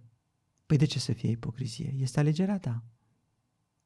Păi da, unii oameni care mănâncă carne vegetariană, carne vegană, din asta nu știu cum să spunem, carne făcută așa, nu sunt conștienți că de fapt pentru a se face bucățica aia de așa zisă carne, s-a creat mult mai multă poluare și chiar și mai multă suferință decât dacă ar fi mâncat o bucată de carne de vită. Da, dar îi se raportează direct la animalul care a fost ucis. Și spune, acel animal a suferit, eu am evitat suferința asta. Poate că, într-adevăr, se poluează mai mult atmosfera din cauza, deși cred că e minimal, sincer să fiu, dacă faci calculele. Deci tata a lucrat în agricultură, multă vreme. Și am fost pe tractor și eu pe combină. Știi cum țâșneau animalele și păsările din fața combinei la trăierat? Crezi că scăpau toate? Păi acum o să dai vina pe el că omora păsările pentru că... Nu, tata trebuia să facă mâncare pentru oameni. Dar pe de altă parte îmi imaginez că în sistemele moderne... Deci eu am văzut fazani, am construi. văzut iepuri, am văzut căprioare, am văzut tot felul de animale care săreau efectiv din fața utilajului pe câmp. Îmi imaginez că sistemele moderne au niște chestii electronice care pot să îndepărteze păsările. Îmi imaginez că poți să construiești așa ceva. Chiar și așa. Hai să zicem că o vulpe a cuibărit și distrugi vizuina în care avea pui. Deci este inevitabil ca pentru a face agricultură vei crea suferință în mediul natural. Și din acele produse de agricultură să le procesezi după aceea și să faci carne vegetariană, mi se pare ipocrizie, sincer. Adică am văzut tentative de a face carne la laborator, foarte mișto, am mâncat Impossible Burger, foarte bun la gust. N-am avut răbdare să caut toate ingredientele, că nu e doar un ingredient carne acolo. Sunt niște zeci. Mie nu mi se pare o ipocrizie, mi se pare o alegere. Ești sigur că un animal nu a murit. E adevărat că, așa cum explici tu, pe parcurs au murit niște păsări pe câmp din cauza asta. Agricultura omoară enorm de multe animale. Enorm. Oamenii habar nu au că de multe animale sunt sacrificate de agricultură. De cele mai multe ori, omul de pe utilaj nici nu le vede. De multe ori le vede și se uită în partea cealaltă pentru că nu are cum altfel. Ce faci? Ocolești cuibarul? Ca să nu mai dai arătură pe acolo? Păi vine șeful sau arendașul și zice, păi ce facem aici, trebuie să fie porumb. Păi știi, era un cuibar de păsări. Asta se reduce la cum ne raportăm noi față de natură. E clar că noi influențăm acum foarte mult natura, da? Dar e adevărat că dacă te uiți la milioanele de ani de evoluție a omului pe pământ și înainte, din epoca dinozaurilor, a existat o evoluție, speciile au apărut, au dispărut, animale s-au mâncat unele pe celelalte. Acum, ce e bine și ce e rău, unii vor spune dacă a fost așa ceva înainte, înseamnă că e bine, că altfel n-ar fi fost. Da. Alții spun, dar numai puțin că noi înțelegem acum că există suferință și vrem să trăim altfel. Până la urmă se reduce la cum ne raportam noi, societatea, față de mediul în care trăim. Dar cred că cu toții trebuie să fim de acord că e bine să ne raportăm responsabil. Pentru că putem să facem prostii mari de tot, fără să ne dăm seama și după aia le reparăm foarte greu. Imaginează-ți că dispare o specie. Ok, a dispărut o specie, a mai dispărut și nu știu când. Dacă faci calculul câte specii, cât de repede au dispărut în această evoluție scurtă a omului, o să-ți iasă niște cifre mari, foarte mari, pentru că au dispărut foarte repede. Și nu recuperezi așa de repede o specie. Da? Deci cred că cu toții trebuie să fim de acord că puțină responsabilitate și chiar mai multă responsabilitate chiar ar trebui să avem. Și mai puțină ipocrizie. Dacă interesează pe cineva, îmi place foarte mult mâncarea vegetariană, dar prefer să o mănânc dacă văd ingredientele. Dacă e o chestie malaxată, transformată în altceva, gen brânză vegetariană sau habar n-am ce, mai bine nu. Prefer să mănânc legumele alea, le sotez, ce le mai face Lorena, prefer să le văd și să știu că am mâncat ingredientele. Întotdeauna asta e cheie în orice mănânci, să vezi ce ai mâncat și să știi ce ai mâncat.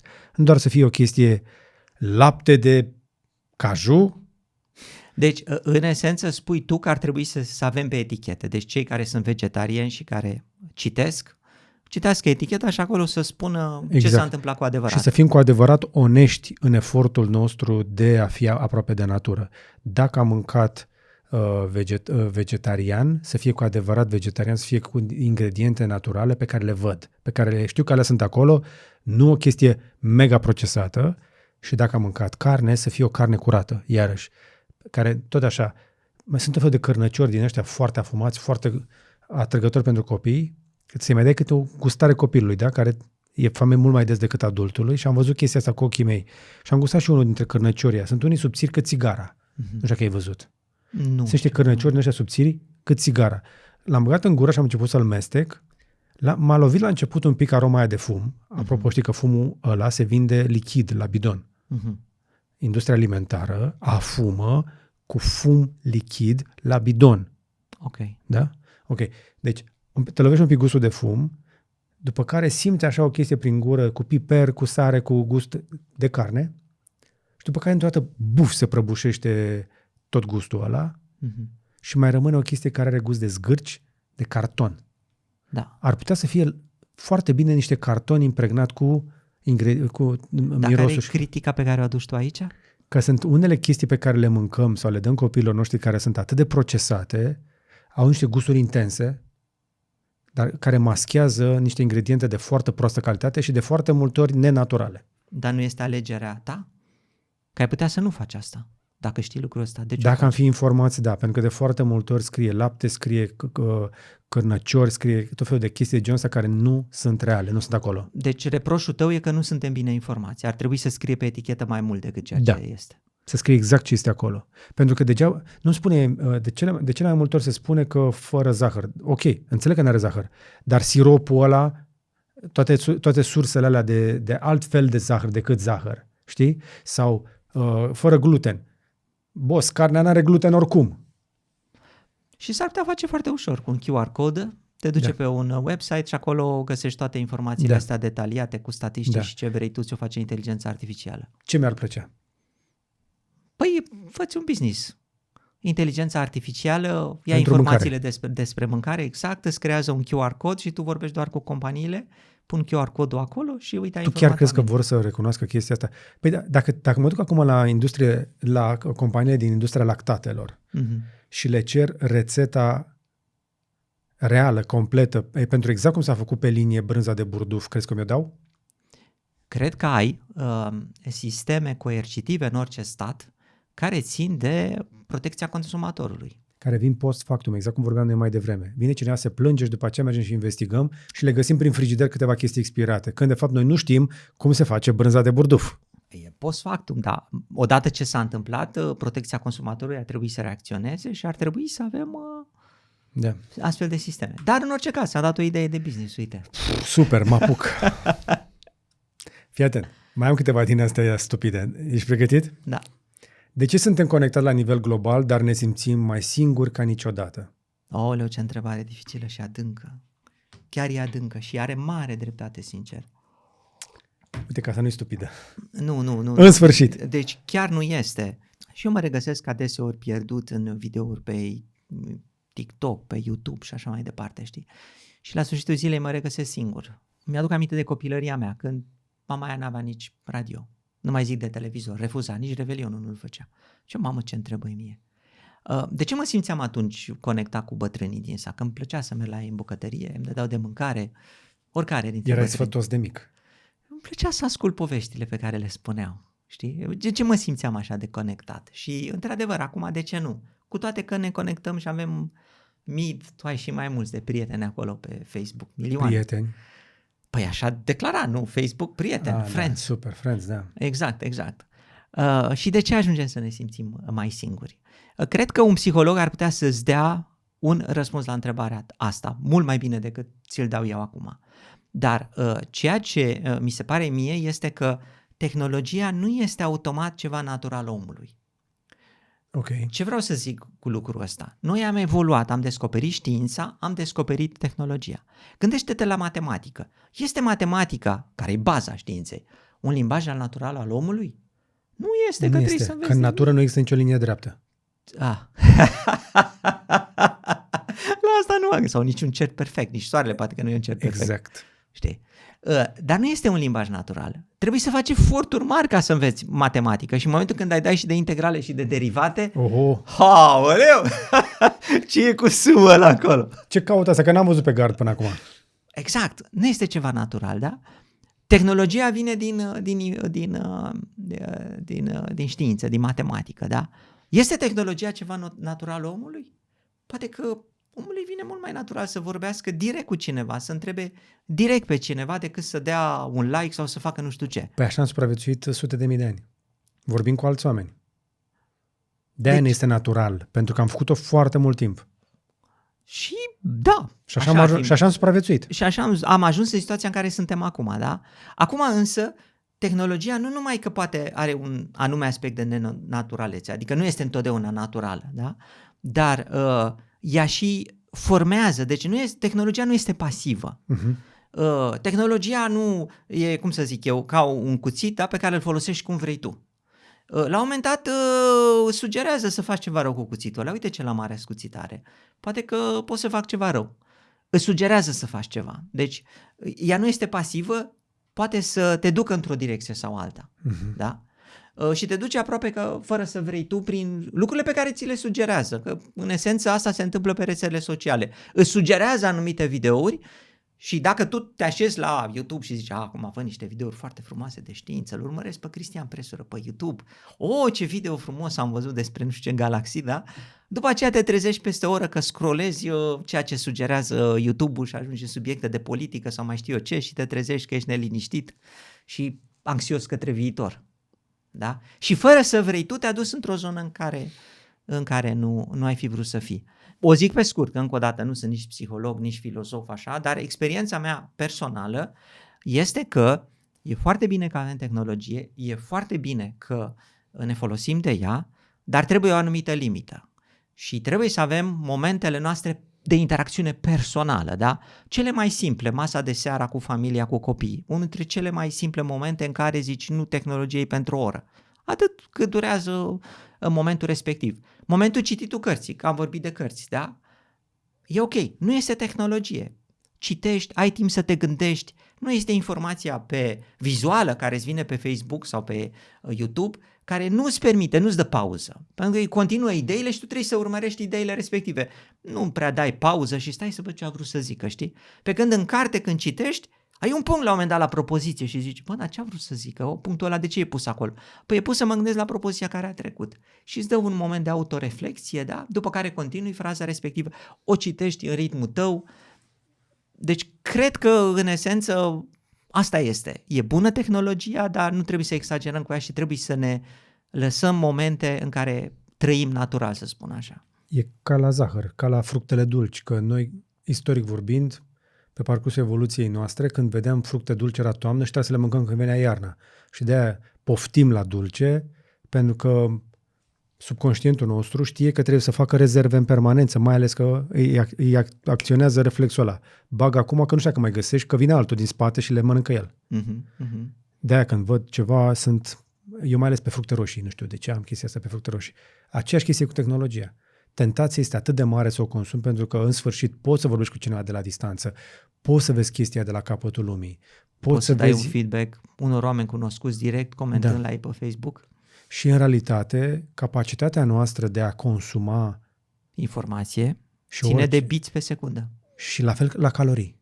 La fel cum avem un anumit număr maxim de calorii pe care le putem consuma într-o zi, că altfel devenim obezi, la fel la informație. Și noi suntem tot timpul într-un diabet al informației. Da, îmi place cum spui, că consumăm efectiv prea multă informație. Banda noastră nu e așa de largă de informație. Înghesuim în ea la nesfârșit, pierdem foarte mult, ni se pare că totuși rămânem cu ceva, dar în realitate stresăm un mușchi care nu se plânge, creierul. Da, și vrem să participăm. Da. Vrem să participăm neapărat. Suntem hămesiți de conexiune și ajungem exact la întrebarea asta. Comunicăm mai mult ca niciodată, dar suntem mai singuri ca niciodată.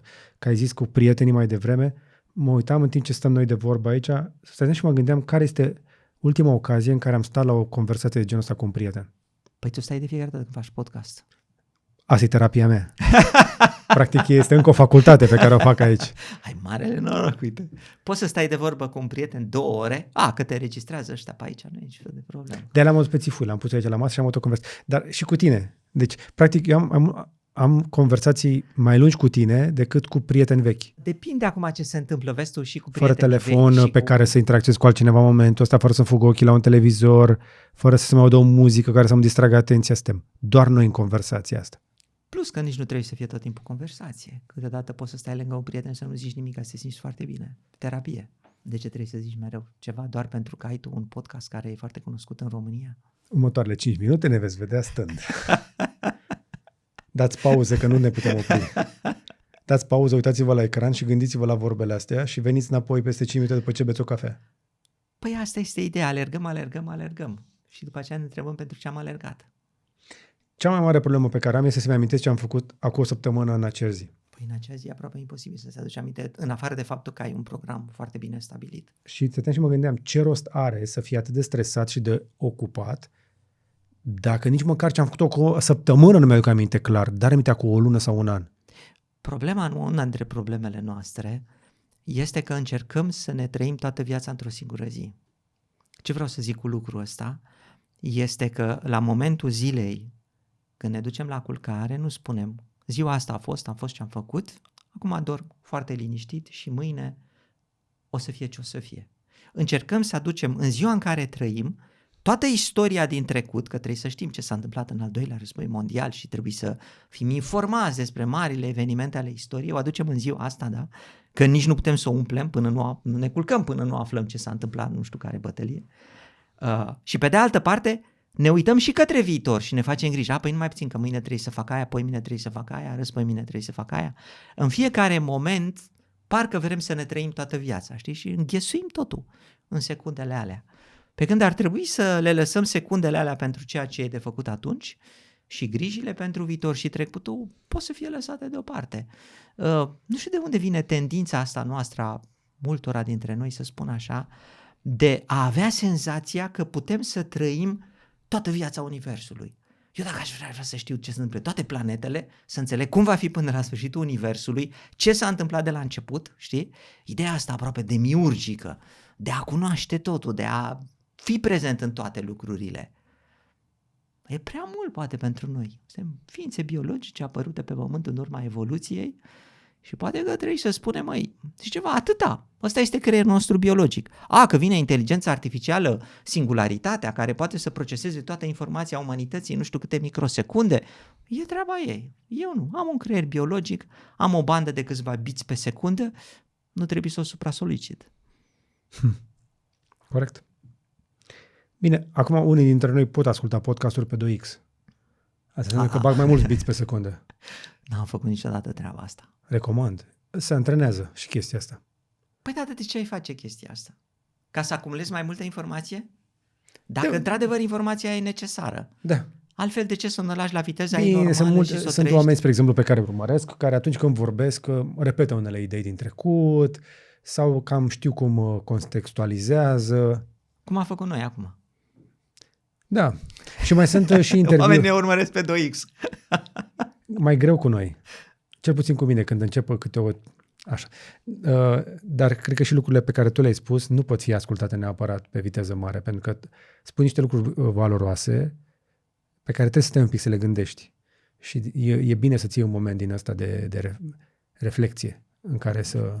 Vezi, ăsta este avantajul cărților. Eu îmi subliniez cărțile și după aia am un reader pen. Adică trec prin ce am subliniat și fac digital. Și mai am ocazia să mai trec încă o dată peste ceea ce am făcut. Ca să-mi reamintesc ideile respective. Da. E în asta un pix care treci peste text și se memorează. Da, digital. Și le vezi după aia încă o dată. Le vezi pe orice suport digital vrei tu, pe calculator, unde vrei tu. Deci e ca un fel de scanner. E ca un fel de scanner, da? Doar că scanezi cuvânt cu cuvânt. Și citind, când scanezi, mai citești odată și după aceea rămâne și digital și te poți și uita. Pentru că, într-adevăr, adeseori găsești foarte multe informații bune într-un material care să zicem că este de o oră și uiți prima idee. Și, vezi tu, asta văd și la mine și mă urmărește adeseori.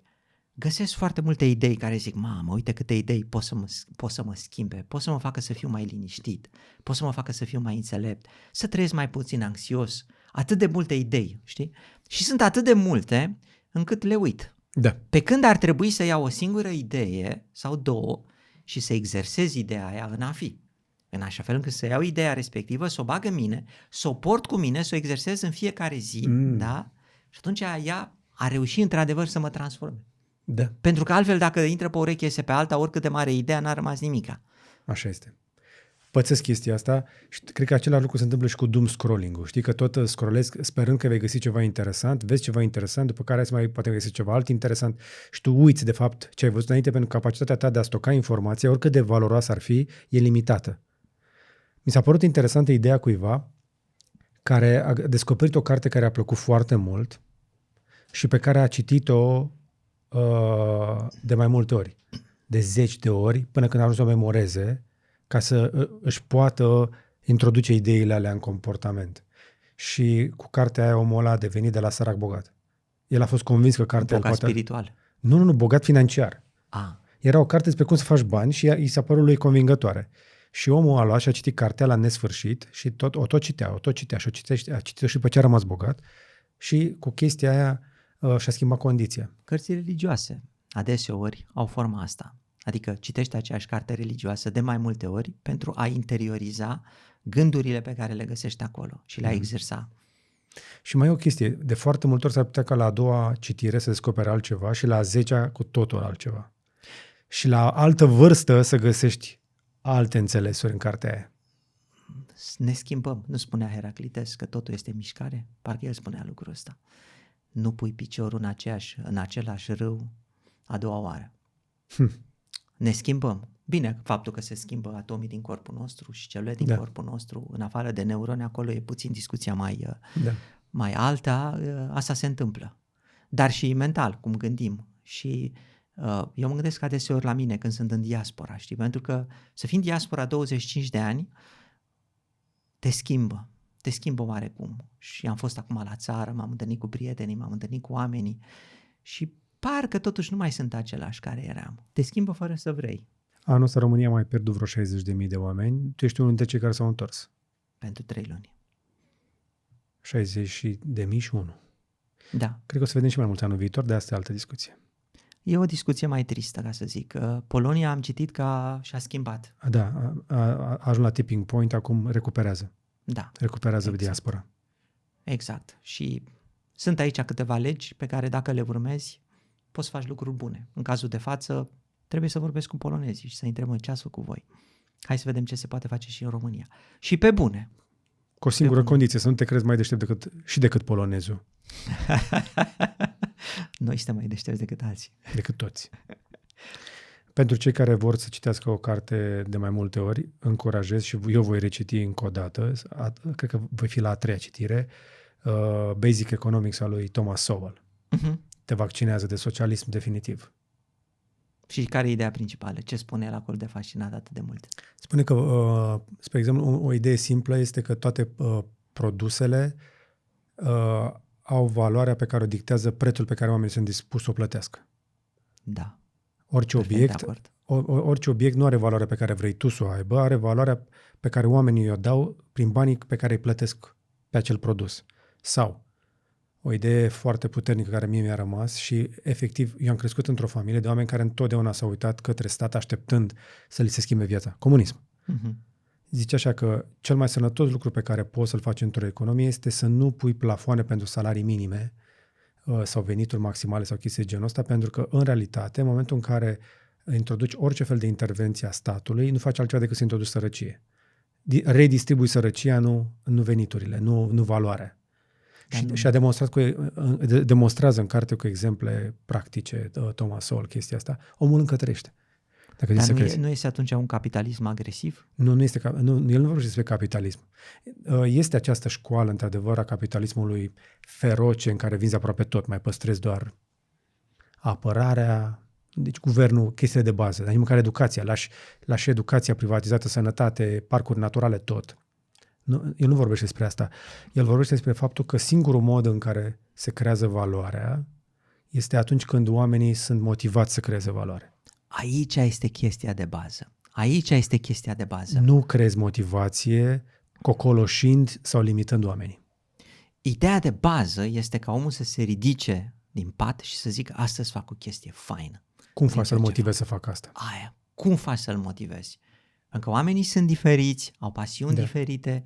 Cum reușești să descoperi în fiecare om, cum poți să-i dai posibilitatea să își utilizeze capacitățile, ideile care le are și așa mai departe. Dar aici se reduce, de fapt, cred că esența civilizației. Este în a motiva oamenii. Pentru că în economie valoarea se creează luând aceleași resurse pe care le ai astăzi să faci lucruri cu mai multă valoare din ele. E atât de simplu. Da, exact. Nu doar să vinzi resursele minerale la export. Asta e cea mai mare tâmpenie. Nu, bineînțeles că este, că trebuie să creezi reporni mineritul. Bine, boss. Și după aia? Trebuie să creezi plus valoare și trebuie să fii competitiv pe o piață internațională globală. Și dacă tot ce poți să faci să faci o gaură în pământ, să scoți chestia aia și să o dai la export, super. Sper că ai ceva pe care îl vrea toată lumea și nu mai e în altă parte. Exact. Că dacă mai este în altă parte, va fi cineva care o să facă ceva mai tare decât tine. Am văzut asta cu petrolul. Unde? În Orientul Mijlociu. Știi că de 2 ani Dubai nu mai e dependent de petrol? Nu știu de ce au făcut... Au trecut pe imobiliare.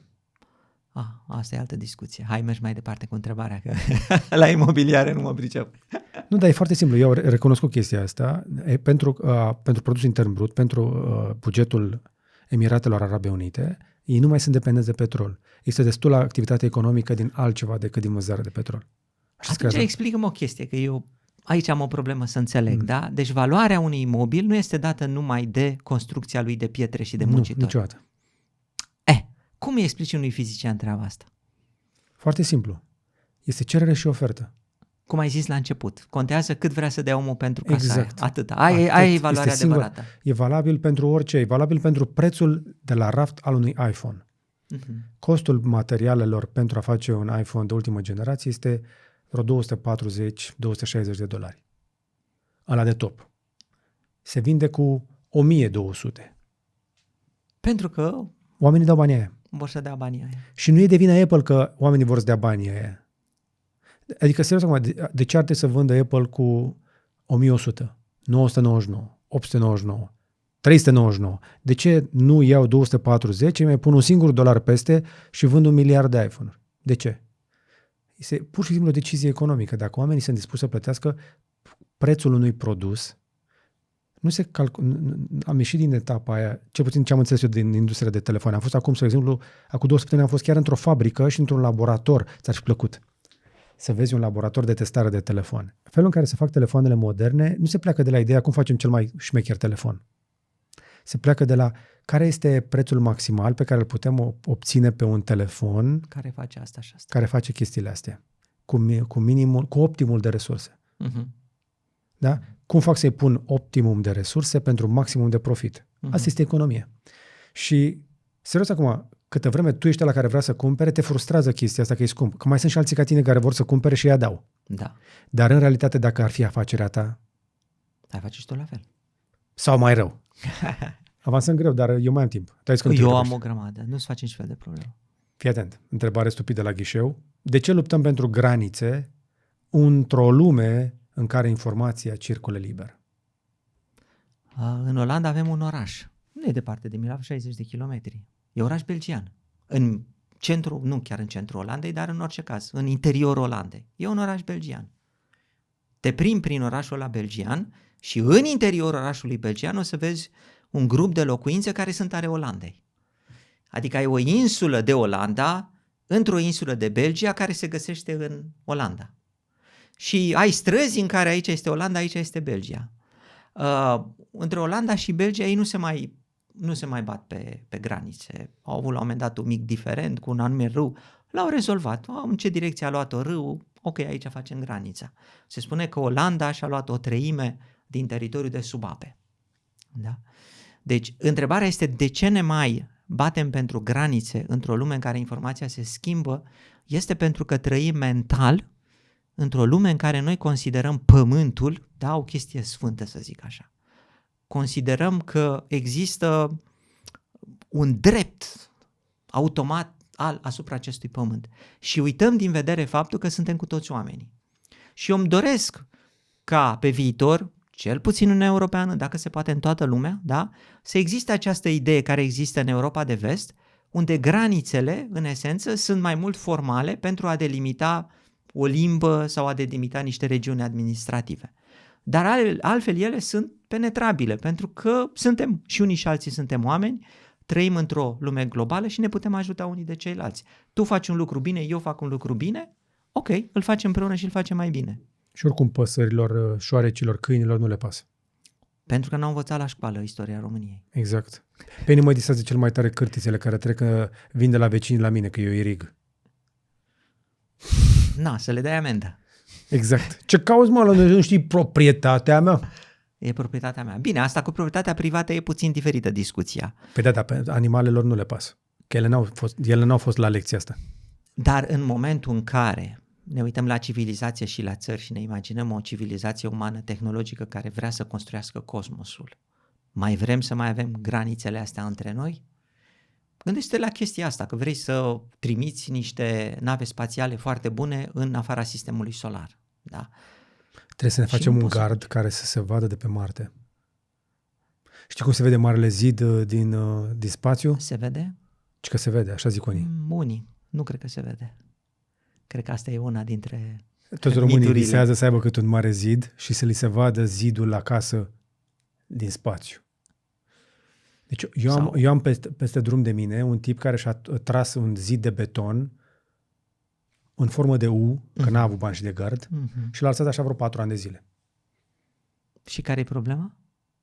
Proprietatea lui a făcut omul ce a vrut și a făcut cazemat acolo. Ziduri de beton. Problema fundamentală se reduce la a înțelegem că suntem cu toții oameni pe acest pământ și că trăim într-o societate globală și că ce face unul poate să-l influențeze și pe celălalt. Și că nu este o problemă de granițe. Deci granițele în esență au ideile lor istorice, dar acum suntem atât de globali încât mult mai bine ar fi să vorbim despre faptul ce putem să facem împreună și cum avem toți grijă de planeta asta și de economia mondială și așa mai departe. Da? Ăsta ar trebui să fie mindset-ul. Nu că noi ne tragem granițe și facem aici noi tot. Că nu mai putem să facem tot. Nu poți să faci un telefon în mobil în România de la zero. Să cauți și resurse pentru astea atomirari care sunt și tehnologia de construcție, să ai și mașinile de la ei. Păi și atunci de ce avem război în Ucraina? Nu e pentru teritoriu? Războiul din Ucraina, nu știu, pe scurt, fără să detaliez, mi se pare că pur și simplu este o prelungire a unor mentalități la anumiți politicieni, care eu aș fi vrut să dispară. S-a tot sperat că după primul război mondial nu o să mai avem niciun fel de război mondial. Convențional, S-au construit acel precursor al Națiunilor Unite, nu mai știu cum se numeau, și cu toate astea... Liga Națiunilor, care a eșuat. Și am avut al doilea război mondial. După al doilea război mondial s-a discutat, a fost așa de rău încât de data asta facem bine Organizația Națiunilor Unite și iată că încă mai avem conflicte. Următoarea întrebare. De ce lucrăm 40 de ore pe săptămână pentru a ne bucura doar 2 zile? E o întrebare foarte bună. Se discută despre ziua de lucru de 35 de ore, undeva prin Finlanda, dacă nu mă înșel. Ziua de lucru sau săptămâna? Săptămâna de lucru, scuză-mă. Săptămâna de 35 de ore. De 35 de ore, da. Indiferent cum le legi? Păi cred că cel mai mulți oameni o să-i legem 4 zile de lucru și mai adaugă, stai să vedem, 8 ori 4, 32, trebuie să mai adauge 3 ore. Deci practic 9 ore, să spun, de lucru în așa fel încât să ai 3 zile libere. La ora actuală, adevărul este că cei mai mulți dintre noi nu lucrăm 40 de ore, lucrăm mai mult de 40 de ore. De multe ori pentru că avem nevoie de bani. Trebuie să ne plătim chiriile, trebuie să ne plătim educația copiilor. Dacă aș avea o săptămână de 40 de ore, aș zice, Doamne, ajută în sfârșit. Știi? Dar, încă o dată, tu poate că o faci pentru că, nu știu, ai un business și vrei să susții și vrei să mergi mai departe. Dar sunt oameni care o fac efectiv din nevoie de supraviețuire. Da. Și noi trebuie să supraviețuim. Deci nu o fac neapărat din hobby. O faci, știu, că și din dragoste pentru oamenii pe care ai în echipa ta și pe care i-ai ajutat și în esență este și pentru ei. Dar să mă întorc la ideea de bază. Ideea de bază este de ce avem o societate care este atât de ineficientă încât trebuie să lucrăm atât de mult pentru a avea the basic necessities of life. Pentru că tehnologia este foarte bună, ea ne permite să facem foarte multe lucruri. Deci este o ineficiență în toate sistemele, nu numai cel din România, dar cel din vest și așa mai departe, da? În organizare. Da. Și asta o recunoaștem cu toții, de exemplu, în birocrație. E clar că, de ce sunt atât de mulți oameni care lucrează în sistemele astea birocratice doar pentru ca să mute o hârtie din stânga în dreapta? Când, de fapt, avem sisteme digitale, avem inteligență artificială. Pentru că ce să facă bieții oameni dacă îi lăsăm fără muncă? Bineînțeles că poate să facă altceva. Productiv de preferință. Bineînțeles că poate să facă altceva. Dar ideea este ca să apară niște state care să demonstreze că lucrul ăsta este posibil. Adică să ai un sistem atât de eficient economic, mult mai eficient și se poate, încă o dată, tehnologia permite, da?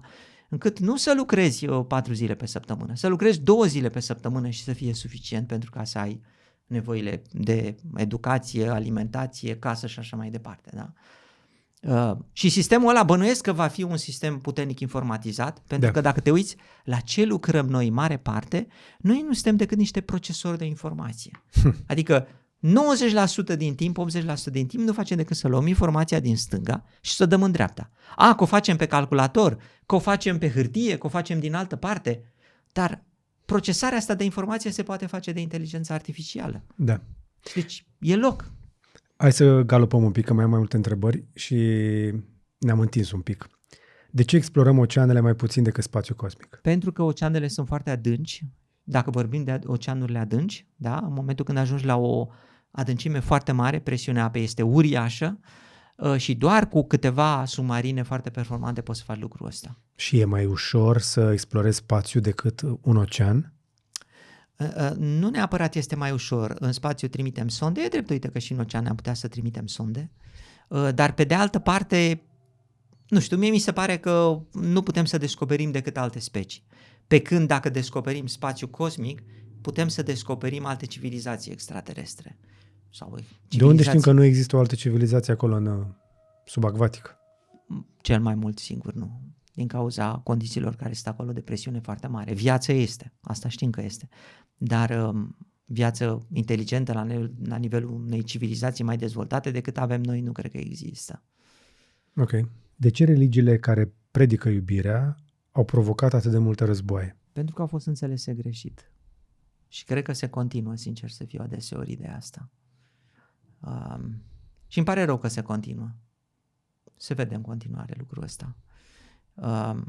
Trebuie văzută diferența dintre religie, credință și nevoia de spiritualitate. Da? E clar că religia este o formă de organizare a unei nevoi de spiritualitate, în cazul de față credința. Și religia, bineînțeles că vine cu dogme, așa sunt ele, și religia își apără dogmele. Nu o să auzi un preot la amvon spunând, știți, în predica trecută v-am spus ce spunea Sfântul Apostol Pavel, între timp s-a descoperit ceva nou și Sfântul Apostol Pavel s-a înșelat. Lucru care se întâmplă în fizică. A spus Einstein o chestie, nu are nimic, băieți, uite, am descoperit o nouă ecuație și Einstein era greșit. Oamenii de știință chiar sunt încurajați, da? Ca să pună sub semnul întrebările teoriile existente. Religiile au dogme și încearcă să-și păstreze dogmele respective. Da? Acum, de ce unele religii, că nu toate și nu întotdeauna, da? Trebuie să fim, să spunem și lucrul ăsta, da? Au fost, cum să zic eu, legate de evenimente violente, asta ține nu numai de religia în sine, dar ține și de societate. Îmi imaginez că adeseori în istorie acele forme de organizare religioase au fost folosite drept niște vehicule de alte forțe din societate, da? Care s-au folosit de ele și s-a ajuns la violență. Apropo de recunoașterea greșelii, știi de ce este atât de sigură aviația? Piloții nu sunt niciodată pedepsiți pentru greșeli dacă le recunosc și le raportează singuri. Asta e o chestie foarte, foarte, foarte bună și cred că s-a implementat în urma unor accidente de aviație. Da. Tocmai de aceea, în aviație, este încurajat să vii să spui toate greșelile, toate erorile, orice, pentru că nu se pedepsesc. Da. De-aia nu vezi piloți pedepsiți. Am un pont pentru tine. Am listat pe gv.ro cele mai mici, dar potente încărcătoare cu USB-C compatibile cu orice telefon sau tabletă. Sunt extrem de ușoare și compacte pentru că folosesc tehnologia GaN și vin în cel puțin 4 variante, de la 20, 30 de W și chiar 45 de W cu 2 porturi. Iar pentru mașină l-am ales pe cel mai puternic, la numai 130 de W, ca să poți să-ți încarci și laptopul, dar și 2 telefoane în același timp. Caută-l pe gv.ro pe cel care ți se potrivește sau alege unul din pachetele cu reducere împreună cu cablurile noastre deja cunoscute și rapide de la LinkU. De ce suntem obsedați de productivitate, dar ne ignorăm sănătatea mentală? Pentru că răspundem la... hai să zicem așa, da, răspundem la întrebările greșite. În sensul ăsta. Noi încercăm să rezolvăm probleme. De ce suntem obsedați de productivitate? Pentru că încercăm să rezolvăm o problemă. Care este? Să avem mai mulți bani, să avem o casă mai mare, în sensul ăsta. Dar sănătatea mentală, de fapt, este o altă problemă fundamentală acolo. Este problema a te simți bine. Și nu recunoaștem, de fapt, că prin productivitate, ceea ce vrem noi, de fapt, să realizăm, prin toate lucrurile astea, vrem să ne simțim bine. Deci este cumva o rupere dintr-o parte în cealaltă. Și dacă am începe de la început să punem întrebarea corectă înainte de a rezolva, în așa fel cât să nu rezolvăm o problemă greșită, să rezolvăm problema corectă. Problema corectă este că vrem să ne simțim bine. Și asta înseamnă sănătate fizică, înseamnă sănătate mentală. Din cauza asta mergem la serviciu să câștigăm bani să avem ce să mâncăm. Din cauza asta mergem la serviciu să câștigăm bani să ne uităm la un film și așa mai departe. Sau toate lucrurile care sunt, da? Ceea ce ne dorim noi în final este să ne simțim bine.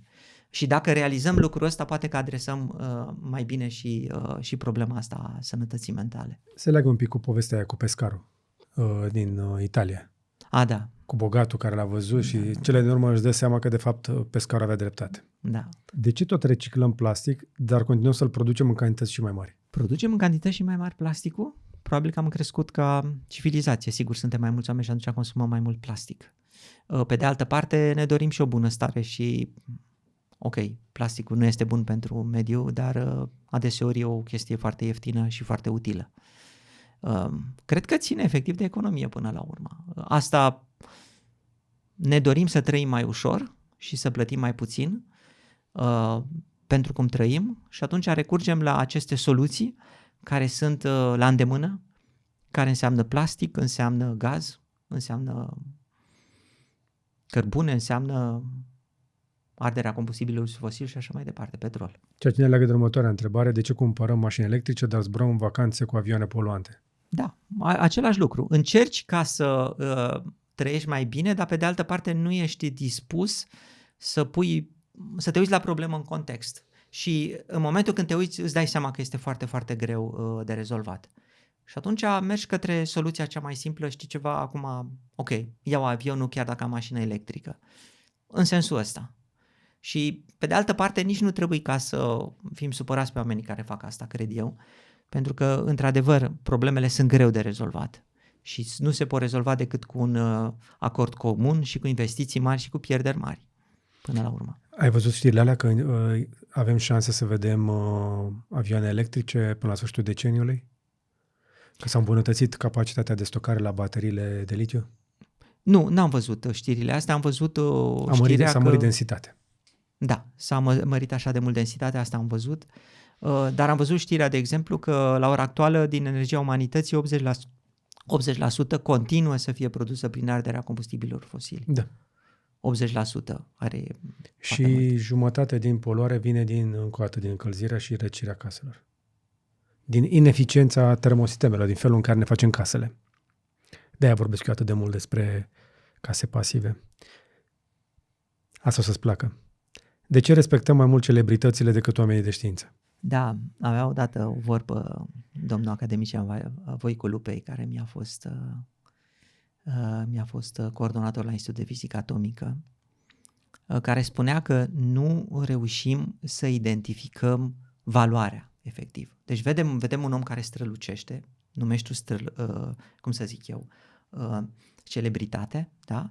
Și ni se pare atunci că are o valoare intrinsecă. Dar, de fapt, valoarea e doar forma de suprafață, strălucirea pe care o dă celebritatea respectivă. Și nu reușim să vedem forma aceea interioară, care este valoarea intrinsecă. Ori oamenii de știință au adeseori o valoare intrinsecă și nu prea strălucesc. Se întâmplă de multe ori să nu vorbească bine, să mai zică și prostii sau să nu se îmbrace așa cum trebuie. Și atunci forma lor exterioară nu e cea care îți dă automat încredere. Trebuie să stai să-l asculți, trebuie să înțelegi adeseori și modul în care gândește, în așa fel încât să recunoști valoarea intrinsecă. Și cred că la asta se reduce până la urmă. A face diferența între formă și fond, între ceea ce vezi pe din afară și ceea ce are el cu adevărat înăuntru. Cum faci să recunoști pe omul ăla din birou care a făcut ceasul ăla care poate citi pulsul și îl ține de un an pe raft? Și ar putea să-ți aducă foarte mulți bani acel patent. Nu știu cum. Poate că dacă dădeai alt exemplu, aș fi putut să-l spun. Dar și la tine a durat un an într-o țară mai avansată decât noi. Ai făcut cercetarea asta în Olanda. Cred că trebuie să știi, nu numai să-l asculți cu adevărat în ceea ce spune, dar să pui și lucrurile pe care le spune în context, ca să-ți dai seama. Pentru că una este ca un om să-ți explice ceva și alta este ca să spui, da, ceea ce spune el este interesant pentru că eu știu și o chestie de aici, știu și o chestie și din partea cealaltă. Okay. Pentru că atunci se realizează impactul. Când așezi lucrurile, știi cum e cu informația ca la școală? Dacă înveți o lecție astăzi și o pui într-un sertar, ok. A doua oară înveți o altă lecție, o pui într-un alt sertar, ok. Dar la sfârșit nu vei ține minte nimica. Da. Pentru că a ține minte înseamnă a face legături între sertare. Exact. Pentru că așa funcționează neuronii noștri. Informația nu este stocată în neuronii noștri în anumite zone, așa cum e stocată în calculator, în zone de atâtea gigabiți aici, atâtea gigabiți. Asta ne face până la urmă oameni, nu? Faptul că putem face asocieri de genul ăsta și nu doar ne uităm la două pietre, vedem cum dăm așa una în alta și facem ceva cu ele. Exact. Și e foarte important că această informație este stocată în creier, în sinapse, în locul în care neuronii fac legăturile unii cu ceilalți.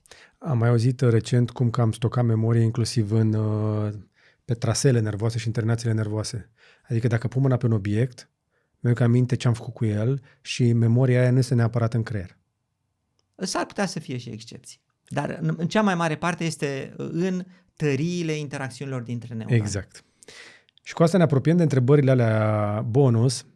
De ce credem mai mult în teoriile conspirației decât în știință, medicină bazată pe dovezi, spre exemplu? Pentru că ne dă răspunsuri simple, pe care noi le credem. Da, le credem adevărat. Ne dă răspunsuri simple, dar mai e ceva acolo. Cred că de foarte multe ori ne dau răspunsuri mai interesante, nu neapărat mai simple. Și asta e adevărat. În momentul când construiesc anumite povești care sună a James Bond, avem tendația naturală să le credem că sunt atât de frumoase. Pentru că James Bond chiar există.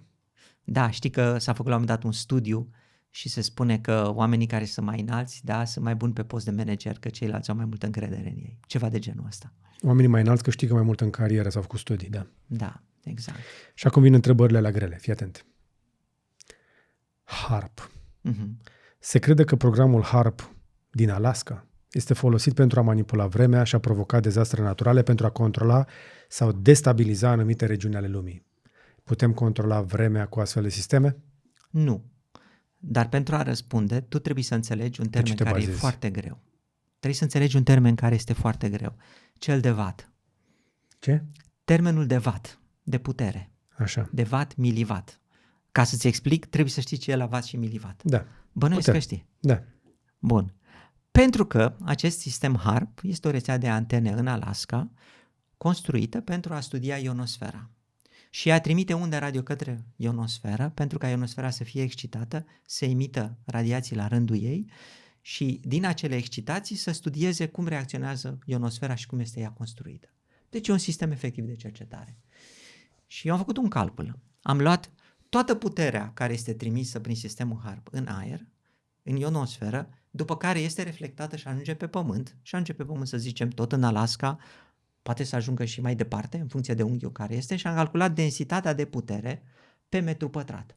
Și densitatea aia de putere mi-a ieșit de milivați pe metru pătrat. Adică asta este energia HARP. Pe ăsta metru pătrat ai o putere de câțiva milivați.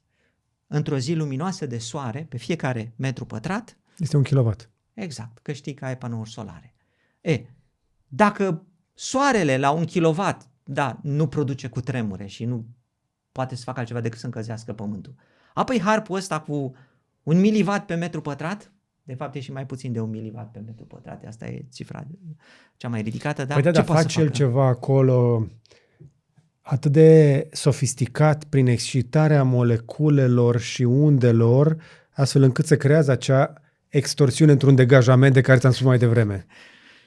Și ca și cum ai da un bobârnac și te aștepta să fie un cutremur. Poți să încerci toate variantele de bobârnac. Păi n-ai auzit de butterfly effect? Că dacă dă din aripi aici un fluture, poate să creeze un tsunami în Asia. Și dacă dau acum un bobârnac, gata, a plouat acum în Japonia. Astea sunt, cum să zic eu, numai în situații extraordinare, da? Poți să ai acest butterfly effect. Pentru că toate lucrurile celelalte trebuie să se alinieze în așa fel încât să ai o legătură directă cauzală între efect, da? Care este furtuna respectivă, și fluture. Dar de cele mai multe ori nu reușești să construiești această relație cauzală. De cele mai multe ori sunt mult mai multe efecte care combină și te duc la efectul final. Asta e greu de explicat. Ce încerci tu de fapt să explici este că ce s-a întâmplat în Dubai, unde au însămânțat norii cu avionul, nu e același lucru cu ce s-a întâmplat în Valencia. Deși seamănă. Da. Poți să spui și așa. Că la Valencia efectiv a fost un fenomen meteo cu ploaie foarte puternică, nu din nori însămânțați. Deci s-au acumulat mai mulți factori și s-a întâmplat, că se întâmplase și înainte, cu câteva zeci de ani, s-a mai întâmplat încă o dată și s-a întâmplat mai puternic. Pentru că a fost un cumul de factori și se întâmplă din gând în gând, statistic vorbind. Am una mai bună decât HARP. Mhm. Am auzit că le mai zice la noi pe Facebook Chemtrails. Ai de Chemtrails? Nu, chemtrails am auzit, dar chemtrails nu știu. Tu ai auzit tu de Chemtrails, eu am auzit de Chemtrails. Ok. Și le mai spun unii abur simpatic Mhm. sau condens simpatic. Mhm. Chemtrails, teoria conform căreia dărăle lăsate de avioane sunt de fapt substanțe chimice menite să controleze clima, Mhm. să reducă populația sau cine știe ce alte scopuri malefice, cum ar fi să ne facă proști, poate. Da. E clar că influențează, zborul avioanelor influențează prin poluare, încălzirea globală și așa mai departe, da? Dar chemtrails, ce sunt ele de fapt? Sunt niște particule de praf care ies din motor, rămân în spatele avionului și pe ele ai efectul de condens. Efectul de condens și atunci ți se creează o zonă în care este zona pe care o vezi tu ca urma avionului. Deci, în esență, nu este mai mult decât atâta. Acum, de aici a spune că asta, cum ai zis tu, poluează, nu poluează, să folosesc alt cuvânt. Însămânțează, intoxică, să cadă de acolo asupra noastră și noi să ne... Să mai și cadă. Păi să vină să ne intoxice. Da, asta se merge prea departe. Chiar nu am niciun fel de răspuns la chestia asta, adică mai mult de atât nici nu știu ce să spun. Nu cred că aș putea să conving pe cineva care susține teoria asta că este altfel. Pentru că a spune mai mult decât ceea ce este, da, că este un fenomen de condens pe acele particule de praf și că particule de praf ajung în atmosferă pentru că ies din motorul respectiv și asta este, da? Asta este tot. Mm-hmm. Dar dați seama că ar fi un efort foarte mare coordonat ca la nivel global să bagi în kerosen peste tot substanțele astea care să supraviețuiască arderii într-un motor cu reacție. Păi dar de ce crezi tu că toate astea se numesc teorii ale conspirației? Pentru ca să le explici, la un moment dat ai nevoie de teoria conspirației. Ai nevoie de teorie sofisticată. Ia aselenizarea, da? Domnule, aselenizarea n-a fost adevărată. Ok, am înțeles. Păi uite, știi, de fapt au muncit 100.000 de oameni sau 100.000 de oameni și avem poze și nu știu ce. Și el va veni cu ipoteza asta? Păi nu, că este o conspirație mondială care ți ascunde și oamenii ăia nu vor să spună. Deci ai ajuns la teoria conspirației, da? Ai pornit de la aselenizare, negarea aselenizării, ai auzit la teoria conspirației. Pământul plat, iarăși. Domnule, pământul este plat, dar știi că avem poze din spațiu. Nu, că ei ascund ceea ce vor să spună, da? Vaccinurile, iarăși, este o teorie a conspirației pentru că la un moment dat ai o elită globală, da, care produce chestia asta. asta. Strica următoarea întrebare, că trebuie să te întreb de chipurile din vaccinuri și din băuturile carbogazoase.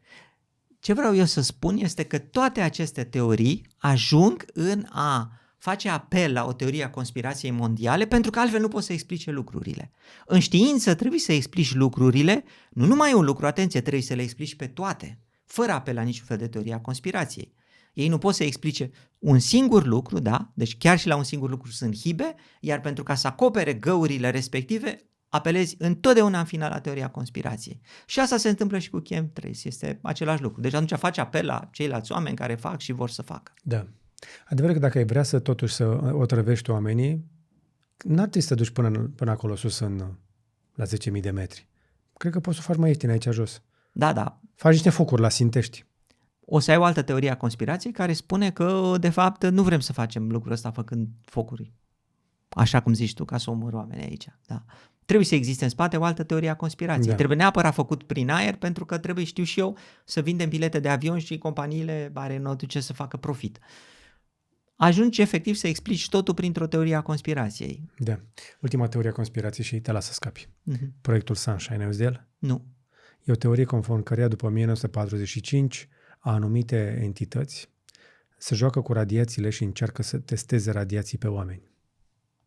Și teoria asta tocmai ce a redevenit virală, n-a prins încă la noi, ca asta Superman Challenge, dar aștept să vină, cum că există instituții, oameni care fac astfel de teste cu radiații asupra oamenilor. Ce fel de radiații? Radiații, nu știu. Păi cum nu știi? Că sunt radiații electromagnetice, electromagnetism are și el un spectru, da? Raze X, raze gamma, unde radio, sau sunt și radiații care sunt radiații nucleare. Nu mă vezi pe mine ce sunt radiațiile. Radiațiile sunt alea rele. Păi uite, becul ăsta de aici e o radiație. Să nu spui tu mie că și căldura e radiație, că mă enervez. lumina care vine aici mă încălzește și este o radiație electromagnetică. Suntem înconjurați de radiație. Curentul care circulă ție aici prin pereți produce o undă electromagnetică care poate fi considerată o radiație. Nu mai bine ne întoarcem noi în natură? Să nu mai avem atâta radiație? Dar stai, și căldura de la soare e tot radiație? Da, e tot radiație. Deci nu scapi de radiație oricând ai încerca. Dar mă rog, poți să crezi că nu e radiație și atunci rezolvi toate problemele. Pentru că e de la Dumnezeu. Sau de la cineva care are grijă de tine. Sau are cineva un reflector foarte puternic acolo sus, pe Și ne firmament? urmărește și iată o teorie a conspirației. Suntem niște furnici care sunt privite de la depărtare de o civilizație extraterestră care face experimente pe noi. Păi și nu suntem într-o simulare? Simularea e diferită de chestia cu furnicile, pentru că teoria simulării, de fapt, ca toate teoriile ale conspirației, trebuie să pornească de la un sâmbure. Auzi, dar tu ai visat vreodată un telefon mobil? Foarte interesant. N-am- N-am visat, omule. Uite, eu am visat săptămâna trecută. Am auzit de teoria asta, a lansat-o Elon Musk, cum că, uite, încă o dovadă că suntem într-o simulare, n-a visat nimeni un smartphone. E bine, eu l-am visat. După ce am auzit de asta lui Elon Musk cu smartphone-ul, l-am visat câteva zile mai târziu. Dar îl foloseam doar să-mi deschid mașina, că e pe post de cheie la mașină.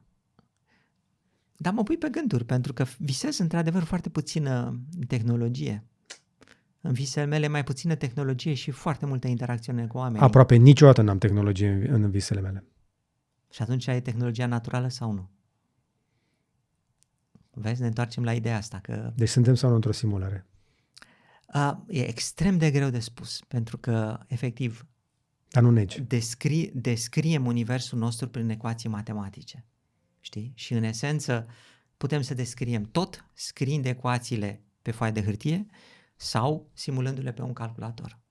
Și vorbesc doar de materie. Așa este. Și deci poți să simulezi tot sistemul ăsta solar cu toate reacțiile dinăuntru pe un calculator super performant. Și atunci cum faci diferența dintre cele două? Aia e întrebarea.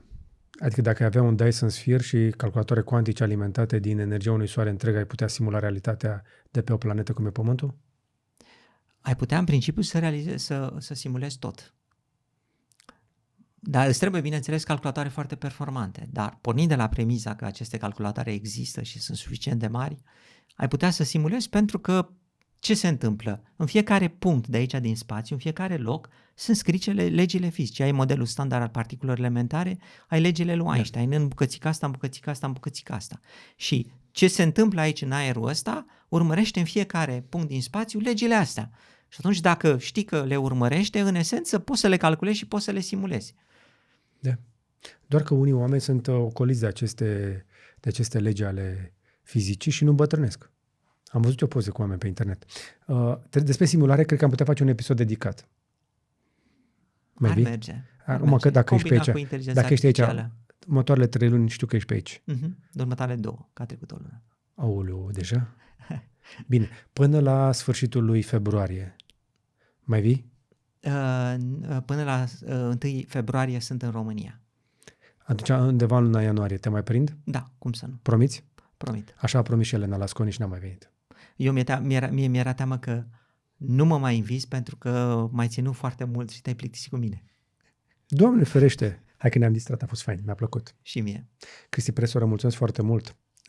Nu e prima dată că ne vedem, îl mai puteți găsi aici, dar îl puteți căuta și pe platformele sociale pe unde face educație populară, cum se zicea odată. Practic încearcă să îi ajute pe oameni să recupereze chestii pe care nu le-au învățat la școală și care nu se predau poate neapărat în școală, ceea ce poate că ar trebui să se întâmple. Îți mulțumesc încă o dată că ți-ai făcut timp, le mulțumesc celor care ne-au urmărit. Înainte de final însă trebuie să vă spun 2 lucruri. 1. Masa la care am înregistrat astăzi este produsă de o firmă din România și trebuie să-i promovez pentru că le-am promis celor de la Masara.